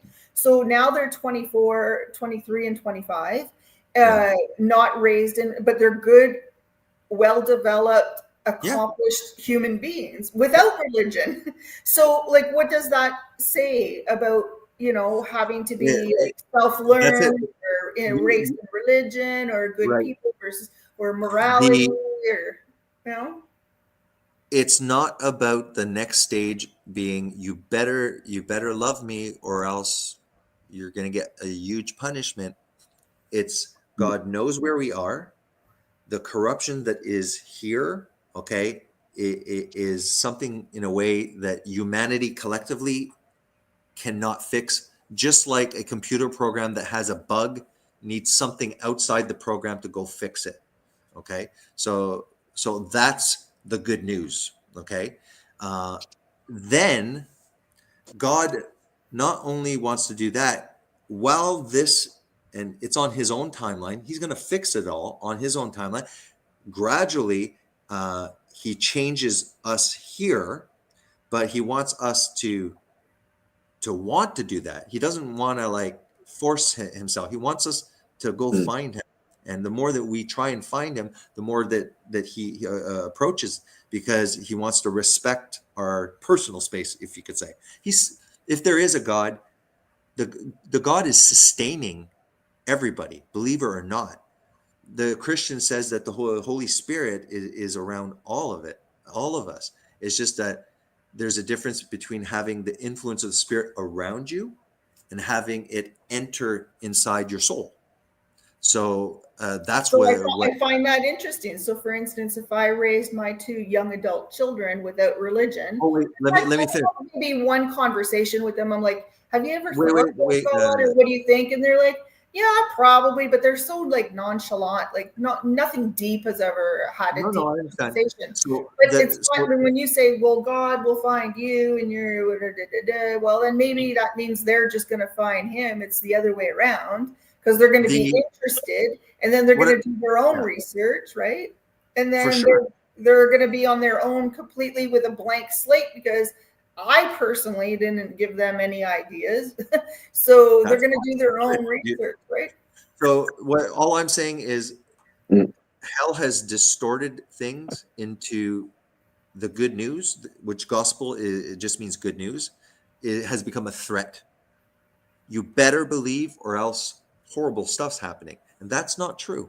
No, I don't think so because, This for instance, they don't right. know anything about it. So, again, So I like you well, raised wait. Just let me finish. morality should be enough, right? Right. So what I'm saying is the non-believer, okay, has the Holy Spirit that is there. There's the moral compass. There's the ability of compassion and empathy. There's all the vices. There's all the virtue. The Christian that's going around saying that they're saved. They're struggling with vices. They're experiencing a virtue.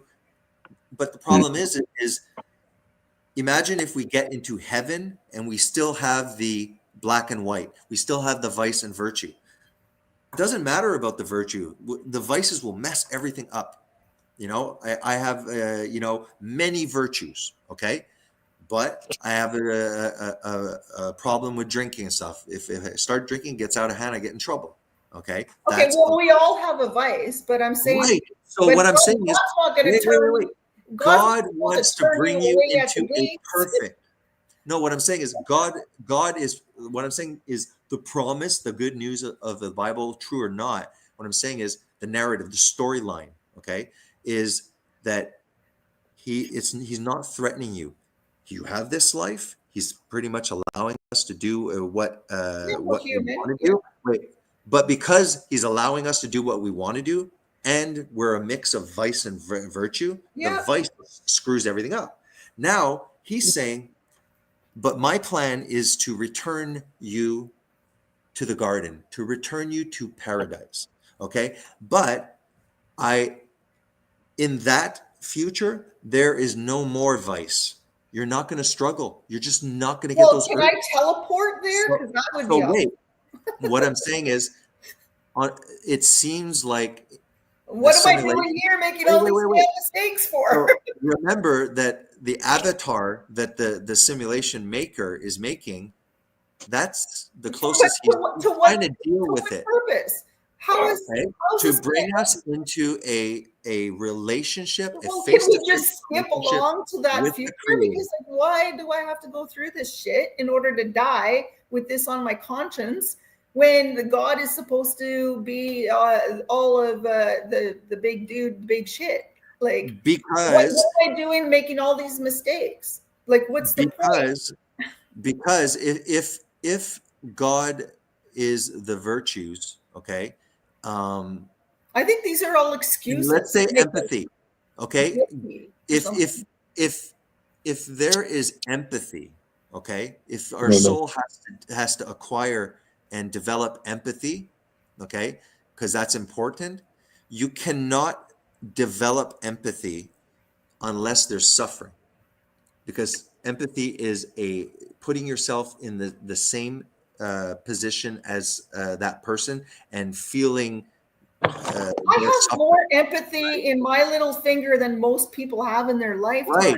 What So I'm saying is you cannot experience empathy without the bad. In this realm, what I'm saying is this realm, okay, the simulation, even the darkness is useful, okay? Because the darkness, if you choose to say, you know what, in the face of darkness, I do good. In the face of fear, I proceed forward. In the face of exhaustion, I take another step. In the face of humiliation and false accusation, I remain But silent. what I'm Hey, suggesting, what I'm saying, those are okay, beautiful sorry, I thought that qualities was it.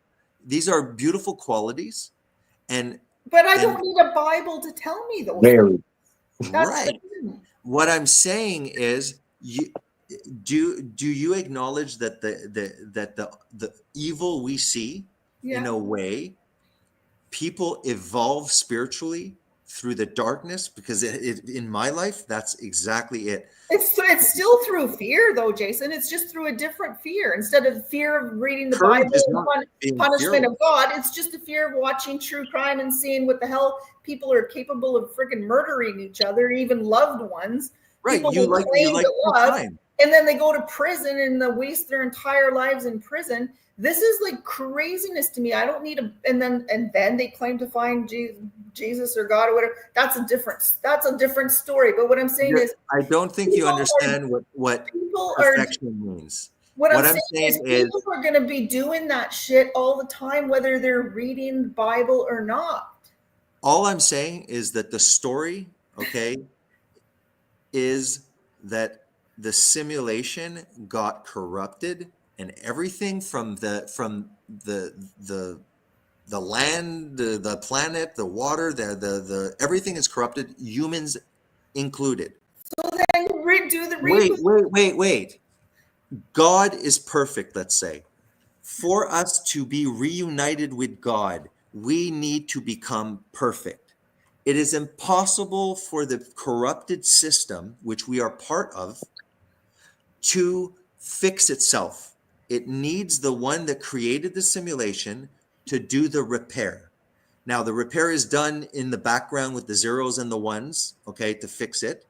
But within the storyline of the simulation, that avatar arrives and says, this is, I'm basically the programmer. I'm not the programmer. The programmer is the father. But if you've seen me, you've seen the programmer. So stop worrying about that. This is as close as you're going to get. Now, the programmer comes, this avatar, with good news, says, yep, we're all corrupted, we're good and we're bad, we're all a blend and stuff like that. However, the father, who you can't comprehend right now, don't worry about it, wants to bring you into his presence. The only reason you're not in his presence is because there's a virus, another programmer came and screwed it all up. So inside the story, from A to Z, the alpha and the omega, maybe it looks like thousands of years and stuff like that. But in the end, when you're with me, we will look at the whole simulation, which is a movie. We'll enjoy it together, and a lot of things will start making way more sense. But for you to enjoy this and get you into this paradise, you have to be perfect, and being a super good citizen that's moral is not perfection. So explain all these people in the USA signing up to go to war in the Ukraine or Russia or China or genocides or not helping people in Africa who don't have clean water to drink, or like I can go on and tell human trafficking. They're all going to hell. But we have enough food in a handbasket, my dear. The problem is Africa. Okay, we have enough food. It's corruption. Exactly. Why don't we share? We have enough water. We have medicine. Know water clean. We know what is healthy for us.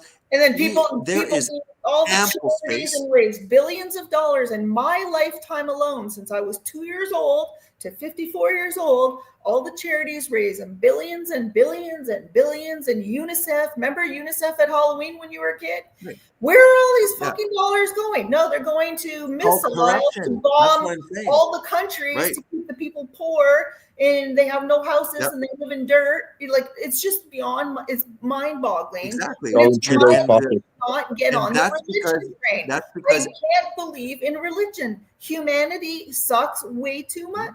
I hate to be a downer, but that's why I won't get on religion.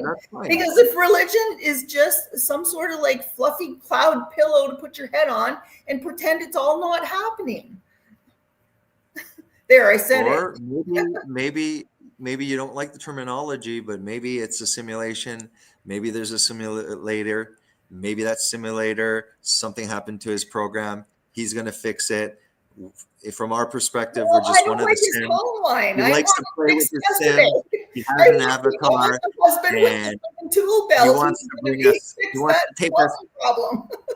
He wants to take us out of the computer so we can watch it with him. and everything will make sense, because right now we're in the thick of the story. In fact, what is every good movie? Just before everything, all hell breaks loose, right? And then there's that spin in the story, and then you're, oh, this is such a good movie, man. It kept me guessing to the very last moment. I would have never thought it was that. Or like you said, maybe Christianity is just fairy tales for grown-ups. Or maybe it's just a Guys, movie in we gotta itself. go. It's 11:30, and I gotta get up at 6, and it's freezing rain. They're saying at 5. So, Oh, geez. That's great. God. Drive But safe look, tomorrow. I mean, see, I love these conversations because we've been able to talk for 3 hours 34 minutes, and it wasn't an argument. No, And we just diametrically probably are opposed. and we know our balances. I know where not to go, and but I would love to love the believe in simulation. your world. I would love it. Trust me, it would make my conscience feel so much better if I was living in your world. I know, your because simulation. I used to pray. Remember, I told you that. I Yes. used to tell God at one point, look, God, do you want me to say, I believe in Jesus? You know, I don't believe it. I do not believe it.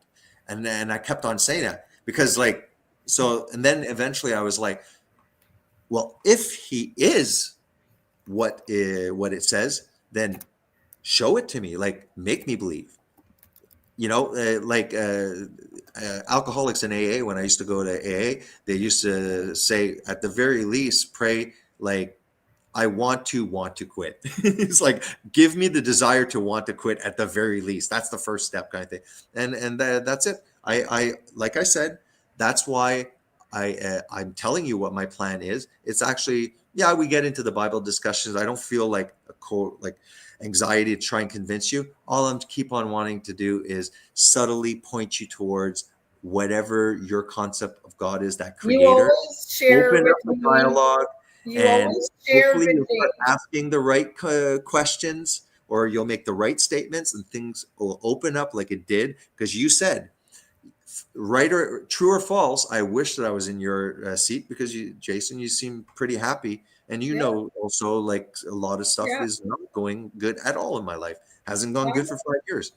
Yet I'm happier than when I had 20. I had my health. I had my looks. I peak in your 20s, and I was miserable. And all I was using was I want to get recognized at work. Maybe if I get recognized at work, I'm pissed off that I'm not a doctor. I should have been a doctor. Oh, they get all recognition. I'd be better than him. And I was let go of that ego. I was drinking because I wasn't stimulated enough. I was resentful, and it was my own damn fault. I'd never applied to med school. It was just stupid. And I put priority was banging women. Sorry, okay. And I'm not a hypocrite. I'm not a Christian hypocrite. Maybe you should do that, not begging women. But you know what I mean? Get a boyfriend or something. I was miserable. I was a boyfriend if anybody's single. Miserable. I was so miserable, but I was a very kind person still. Like, I'd smile. Yeah, I'm the same. Like, that's why I'm saying about your moral compass, your heart, everything's good. Exactly. Everything's good. Yeah. Yes, no, that's why, and there's no Christian that would ever, I've never seen that in a debate, any Christian saying, unless you accept Jesus, you're an immoral monster. It's not true. And I do, like most Protestants, and I don't even like the label Protestants, because Protestants have gone off the deep end too. But I don't know much about one point, the Roman Catholic Church was the only church. It was like, that was it. Now, looking back, the Roman Catholic Church has done, first of all, horrible things. Atrocious. Okay? Yeah. They've kept biblical truth away from the simplicity of Jesus. Go through Jesus to get to God. That's it. You'll receive the Holy Spirit. Whatever. Okay. They made it where Which is Okay, what I told you now a you can couple pray of to Mary. streams ago when Now I you said can pray to they Mary. rewrite the Bible, they rewrite the words. It's no They're- longer the actual truth, you know? No, exactly. So a lot of people have left Catholicism with a horrible taste in their mouth, and they consider that Christianity. Now, at one point it was. At this point, most institutions you have to be cautious of, and it warns again prophetically. Jesus warns, prior to my arrival, there will be what they call an apostasy, a great apostasy, a great falling away, meaning the church will completely just go totally left or something, totally woke, totally like, Did you see? pronouns That's a lot of people. Did you see right? the pastor that had a heart attack yesterday? No. So a pastor giving a sermon, a famous pastor in the States giving a sermon, sitting in a chair, talking about visiting the hospital, visiting somebody in the hospital. All of a sudden, he starts shaking on stage, gets taken off. Supposedly had connections to Diddy. Is that right? Eh? No, I didn't hear about that. Where? What country is In the USA? States. Yeah. Guys, I'm gonna Was it like cut was it off. it in public, Xander? In the Yeah. public that happened? Yeah. Yeah. And You so can it find was it like online. while he was talking, he basically passed out and died. Started having a heart attack, and you see him start shaking, and he just starts leaning back into he's sitting on a stool, and then a couple of people come and surround him, and they grab him off stage. And that's it. So I don't know. I don't know why this popped into my head right now, but there's sometimes there's weapons that you can't see. Yeah. Remember when all those China people were in Cuba or whatever? The sound weapons apparently through the building. All the Frequency engineers, weapons. scientists got sick Or all at once. it could be this too. It could be that. There's a lot of that. But I just watched the show the other day, and on the show it was like, oh, the girl is allergic to peach, whatever. They pick peaches. I don't think there's peaches allergies, but if there is, forgive me. I've never heard about it before. But people will take the peach, or on the movie anyway, she took the peach powder fuzz and put it in a little bottle. And then when she walked by the lady, she just sprinkled it and kept walking like you wouldn't see it. It's like a dust. And then they have technology, probably stuff to cause heart arrhythmias just with frequencies and stuff like that. Like, I mean, if they want to take you, they could definitely, I'm sure. Oh, that's it. Frequencies. Yeah. The let's cut it off for tonight because it's very late. I know. I think I finish at 4 tomorrow, and my wife might be leaving for a bit. So if I'm available here, I might start another stream and just have another open panel. We can just continue the discussion. And like I said, I think that this was super enjoyable for me, at least. And it was. I think it was a nice discussion. What do you think, Xander? Like, for the people watching, it's like difference of opinions. We didn't. Maybe to be honest, I think I might just be speaking over you too much. I'm going to try and tone that down. You've been amazing. So kudos to you. Okay, that's it. Let's cut it and call it a night. Oh, hey, Luke. Sorry, buddy. Hey, brother. Luke we've been going for 3 hours, 42 minutes. And yes, Darla, to your fluoride thing, I saw the comment about fluoride before. It calcifies the poop out of our pineal gland. You remember and I'll end with that, and then that's it. The book there that I often show, nutrition and physical degeneration, stuff like that. Those people, okay, as long as they avoided the white flour, the seed oils, and canned foods that are devoid of nutrients, the canning process, heating and pasture, all of that. So they lack nutrients, so their teeth disintegrate. Mix, like the high omega-6 that causes the oxidative stress, the inflammation, then the sugar that just stays on the teeth, rots it. These people didn't have dentists, okay? And these people had insanely strong teeth. They had like 0.3 caries, and their teeth just lasted until they died. Their wisdom teeth fit, because in the West, we have narrower jaws due to nutritional deficiency. We have calories a la masse, and we have nutrient deficiencies. Okay, because they're saying that the nutrients are over there in the fruits and vegetables, when in reality, the nutrients that are truly bioavailable and absorbable are actually in the animal food, because all the fat soluble vitamins, okay, are found in animal food. They're found in the saturated fat primarily. So all of the plant fats are not the same as mammal fat. Mammal fat is used very easily because we're mammals. What we eat, right, is we eat because we eat what we're built of. They've completely, switched it around, and it's insane. So this whole fluoride stuff, it's like, why are you doing fluoride? It's like it has. What do I know if it calcifies the pineal gland and it removes our psychic? I don't know. Okay, I mean, but it's probably not good, and it's at the very least not necessary. And I've noticed, like, when I go carnivore, and like I say, I just do carnivore just because I'm too lazy to get side dishes the majority of the time. I did 30-day carnivore. So I talk about carnivore. I'll do the coaching. If somebody has autoimmune, I would help them do that. But I don't really push carnivore. But I do know the minute there that I go extremely like low carb, keto, or carnivore, my teeth, like I barely need to brush them. Like they don't get coated or anything. Sometimes like your tongue can get white and gross. Never happens. Tongue is super clean. Start eating, carbohydrates and stuff like that. Before you know it, it's like, got to brush my tongue. And we know that candida. Because it has sugars and stuff in it. And it's like, so it's like, the carbs for me, I noticed. I stopped eating carbs years ago, like during COVID. And then when I occasionally get a pizza, for instance, and a clean pizza too, I try to make it as clean as possible.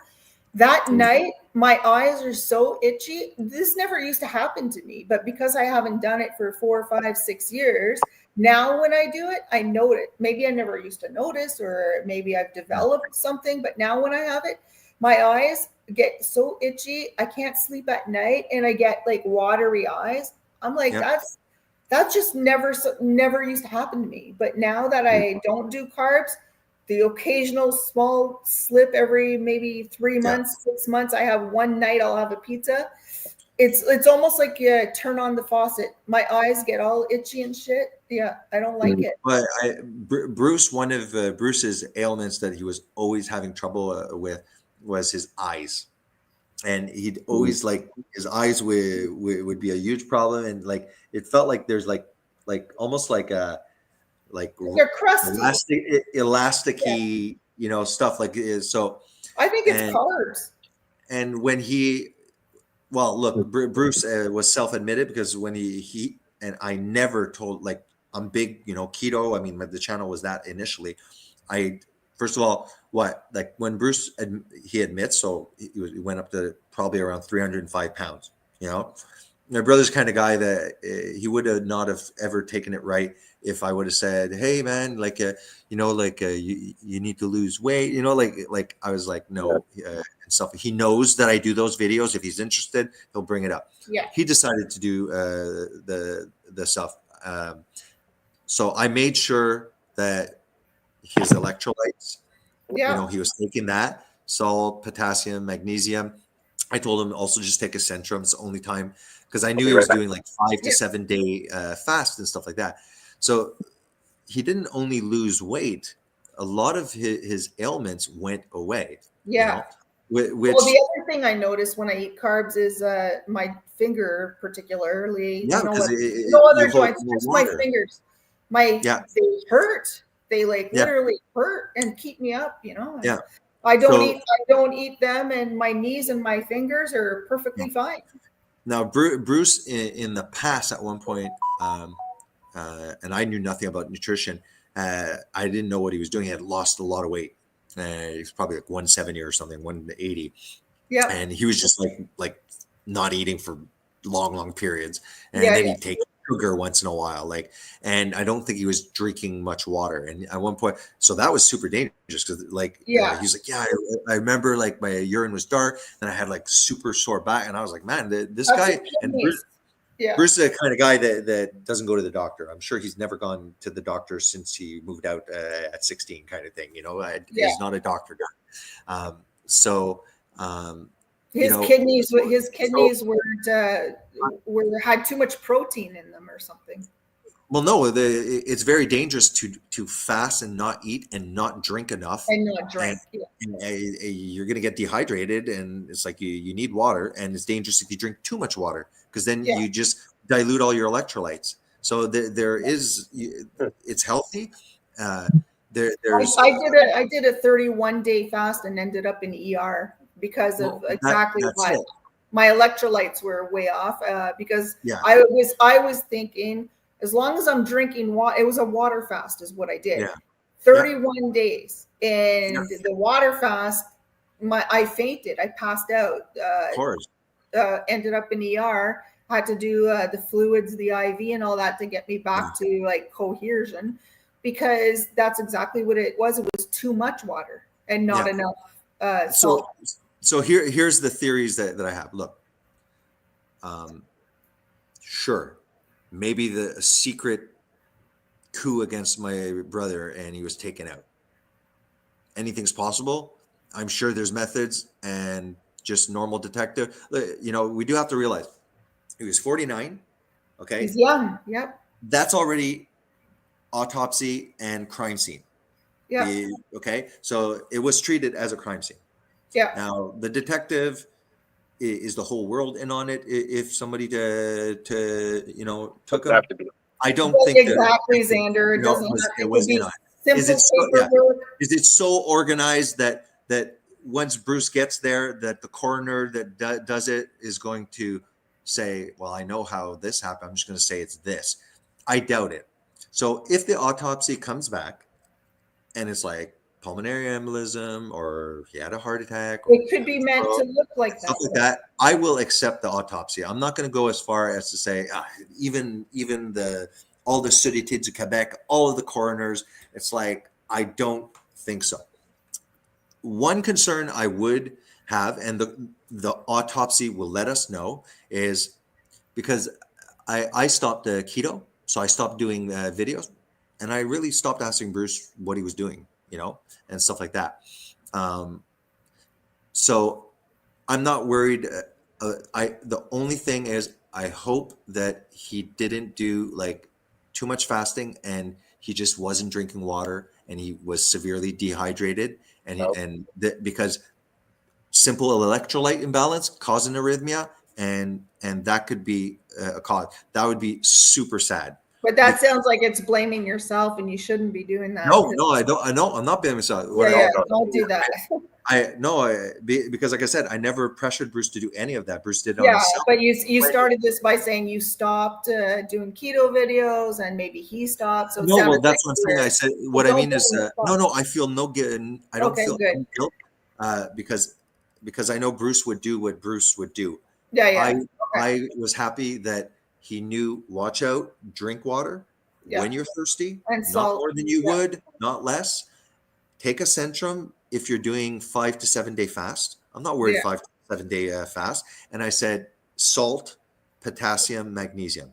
Yeah. Especially sodium and potassium, they work together.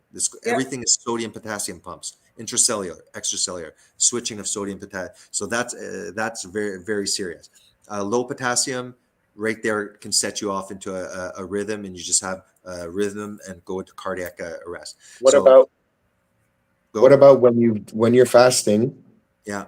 Or when you've done a fast? What's something that you could take that wouldn't be safe right away?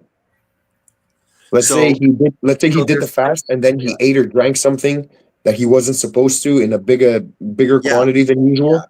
Yeah. So there is something called refeeding syndrome. It was seen after World War II, very, very much, where look, these they were starved. They were starved. Now it's interesting if you go into books about their experience, they were in severe ketosis, right? Because they were fasting. So the fact that they were like not feeding them actually was more beneficial than feeding very low calories. Low calories, it doesn't switch you into a fasting mode where your body's preserving everything, and it's like kind of a self-driven thing that your body does. You know, calorie restriction would have caused more damage. These people, because ketones increase cognition. Think of it. You're in a fasted state because you're tried.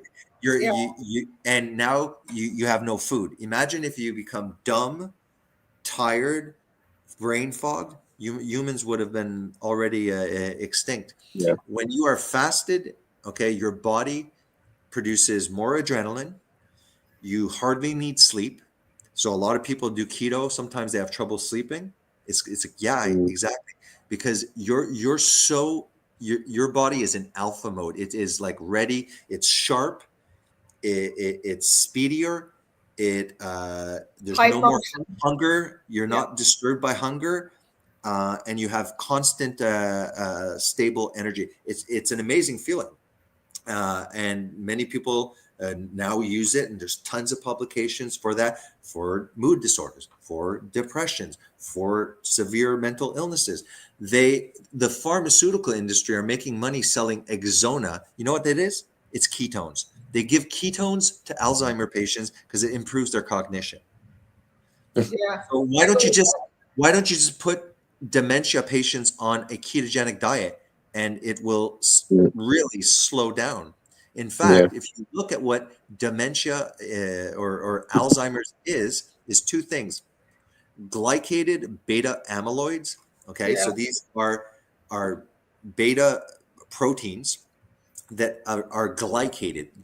That happens when you consume carbohydrates with protein. Okay, the protein gets at the same time glycated. So they literally become sticky because you just consumed maybe like 200 grams of glucose and stuff. So things get glycated. These go into the brain and they infiltrate. The other thing is it's insulin resistance in the brain. So it's brain diabetes. They even refer to it sometimes as type 3 diabetes. Yeah, now they're saying type 2 diabetes is in the If Alzheimer's. I had that, okay, first thing, ketogenic diet. Okay. Second thing, the only time I would do any prolonged fasting is to save my life.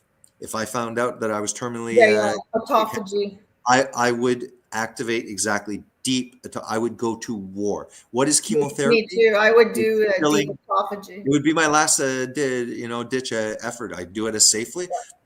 I would do probably 10 to 15 day periods at a time. That's why I did my 31-day one there, Jason. But the problem is I didn't do enough self research on the electrolyte portion of it. But it was just it was a water fast in order to get into deep autophagy, because at the time I was in deep stress. I lost clumps of my hair. They thought it was autoimmune. Turns out they couldn't prove autoimmune. So my best guess was it was just stress induced that I was losing my hair. But the reason I went into that 31-day fast was because I was trying to engage autophagy to see if I could help the autoimmune, which at the end of the day never existed. It was just stress. And so then I made it worse. I made it worse by doing the wrong type of deep fasting. Water fast is not good, right? This, and you've probably heard me say, LA. I can only say what worked for me. Right or wrong, stuff like that. And if I found something that was very beneficial, I like to share it. So when the ketogenic diet worked for me, I'm excessive in everything I do. If I get into something, I research the hell out of it. Now I'm playing this Japanese Go game, very simple, with black and white stones. I have my book. I'm going to be a Go game master. I'm just excessive, and that's why I'm prone to addiction. I'm dangerous, with stupid app games. I might spend money on it. I drink. I'm excessive, but when used in the when you harness the beast, then it becomes like a sometimes a superpower, you know, and stuff like Yeah. that. So when somebody is obese, like I'm not going to talk to a weight trainer. Like, I don't care about those. Those guys know how to carb load. They have huge muscles. They can freaking eat ice cream and it'll just go into their muscles. Like, they have Exactly. such huge reservoirs. They're young. Oh, that's what I was going to ask Metabolism's you about the revving. sugar. The sugar in the brain needs sugar Yes. and water only, glucose and water. Yeah. So that part, when you were talking about Bruce, about not knowing if it was, you know, conspiracy or keto or whatever, Yeah. is it, but it wasn't his brain, it was his heart. So did he ever not eat enough, like control the sugars enough, like for the brain glucose No, barrier, or that wasn't no. a problem? The Or body syringe air. the body produces glucose with fat or protein very easily yeah. with protein. It converts it. Yeah, it's called gluconeogenesis. Yeah. And that's why we, during fasting times, let's say when we were tribal, we could go, you know, It'll even take it from your muscles. famines. Yeah, and it will maintain the blood sugar. Most of your body functions great with the alternate fuel, fat, which is a reserved fuel. Just makes sense. So the issue with keto is it has benefits that it's so simple. You eat as much as you want. You eat to satisfaction. You eat when you're hungry. Don't eat at set times that culture tells you. You eat when you're hungry. Okay. Or I like to do say naturally even a you feeding naturally window. calorie restrict. I'm not denying that calories play a role. You know, there is like some math to it, but it's not so simple as more calories in and you know, it's not just a simple I like question to of think calories. of it like a feeding window once a day, Yes. 4 hour window. Yes. 20-hour fast is the way That's I like it. to do it, and then Yep. I call it once a day eating. I like to eat between, you know? like, basically I like to eat between, I don't know, say 3 and 6 p.m., and then not again till 3 and 6, like whatever your window is. And That's then the problem there is I sometimes don't get nutrients. So you can't eat crap food. No. You have to have the nutrients. Right. And then you don't want to like overdo like 7 avocados. It's all fat, or all I'm only having 5. That's why you too, brother. Potato chips, like. Love you, bro. Well, that's it. I don't tell people to calculate either. So when it came out very popular, you know, you have your macronutrient calculator, and people are like literally like probably weren't even hungry, but they're like, oh, I have to hit my fat mark. You know, I have to hit my 160 milligrams. And I was like, or grams, whatever. And it's like, no, don't do that. It's like, listen, you're in the you're in the fat loss phase. The reason I do keto is because I know it has an appetite depressant effect because it's a fast mimicking diet, and it also has a certain amount of autophagy, and it naturally allows people to benefit from a little autophagy every day because your appetite is low and you're not getting the sugar cravings, and like you said, you're able to implement intermittent fasting. And in fact, some people at one point they're like, I'm not even hungry today. I'm feeling great. Like, I'll eat when I'm hungry. And sometimes they'll skip a whole day, maybe even 2. Some people eat. Think of it. If you eat 5 days in a row and you do a 48-hour fast every week. Yeah. Okay. So that's 2, 4, 6, 8. 8 days out of the month, you basically did a fast. Now 8 days times 12 is 80, 88, 96. So by doing keto, your appetite is reduced. You benefit from autophagy. You're saving money at the grocery store. You're eating 5 days, 1 meal a day. You're skipping 2 days. And you basically, when you look at the end of the year, it's like you didn't eat for 3 months. Think of it. 3 months of groceries saved by doing keto. Now you know why they will never advocate for keto, Now Oh you yeah, know why. it's calorie Because deficit economy. imagine everybody basically boycotting the grocery for 3 Yeah, months out of the year. It would be exactly. an Don't economic don't disaster. worry. Trudeau just take our taxes off for the next 2 months for groceries? We're good. Well, not yet. Not yet. It hasn't What a passed. loser on cut vegetable dishes. Like As of seriously. as of Friday, the GST, that legislation Crazy. hasn't passed the House, so we're still officially waiting to get paid our, what is it, $200 in February. Yeah. I find it hilarious how the government takes our money and then they're like, oh, we're just going to give you $200 back. It's a credit. Oh, don't you feel good about that? No, wait a minute. That was my fucking money to begin with. No swearing, I'll get demonetized. Oh, sorry. I think we can get away with one hidden somewhere. I Listen, think I Danny gotta had let you one go. earlier too, though. That might be two. No, it's okay. One, I gotta one go. each day, Xander. One each. I gotta go. We've stretched Okay, this okay. to 4 hours. Yes, I sir. love the conversation. I could go another like four Yeah, hours. same here. I ain't sleeping anytime soon. So But Thank you, Musamal. Love you, yeah. brothers. All yeah, right. and See you, Luke, Mushamal. God Luke, bless everybody. Still have 10 people. Thank you everyone for showing up. I think nobody can sleep tonight. No, I didn't even take my pills that I usually would take. So it doesn't Well, you matter. It go was do a that. great conversation. You go do that. I hope people enjoyed it. Please don't be shy. The more, the merrier. I can have up to 10 people. And by the way, I didn't realize that I actually subscribed to StreamYards with my one email and another email. I didn't realize. So I had two 20. things, Two which subscriptions. I was so confused.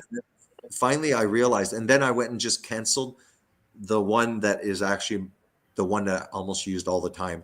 I have, because in StreamYard you can collaborate with people and they match you up with people that have similar themes. And Okay. I just asked for a refund, and I'm closing this Okay. one.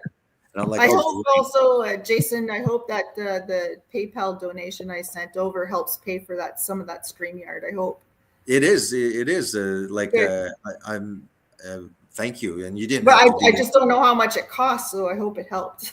It was very cheap. It was like about $25, and all of a Send sudden some more, it's Larry. Send some 64. more. What's It's that, Xander? 64. Just send some more. Oh, send some more. Okay. Yeah. And All then right. well, you know what? If Tara would pay me, Jason, I could help you out a lot more. Yeah. Exactly. Well, if YouTube could pay me, because they said between the 21st and the 26th, I'm supposed to get 650. That's still the money that is owed for the funeral. From way back.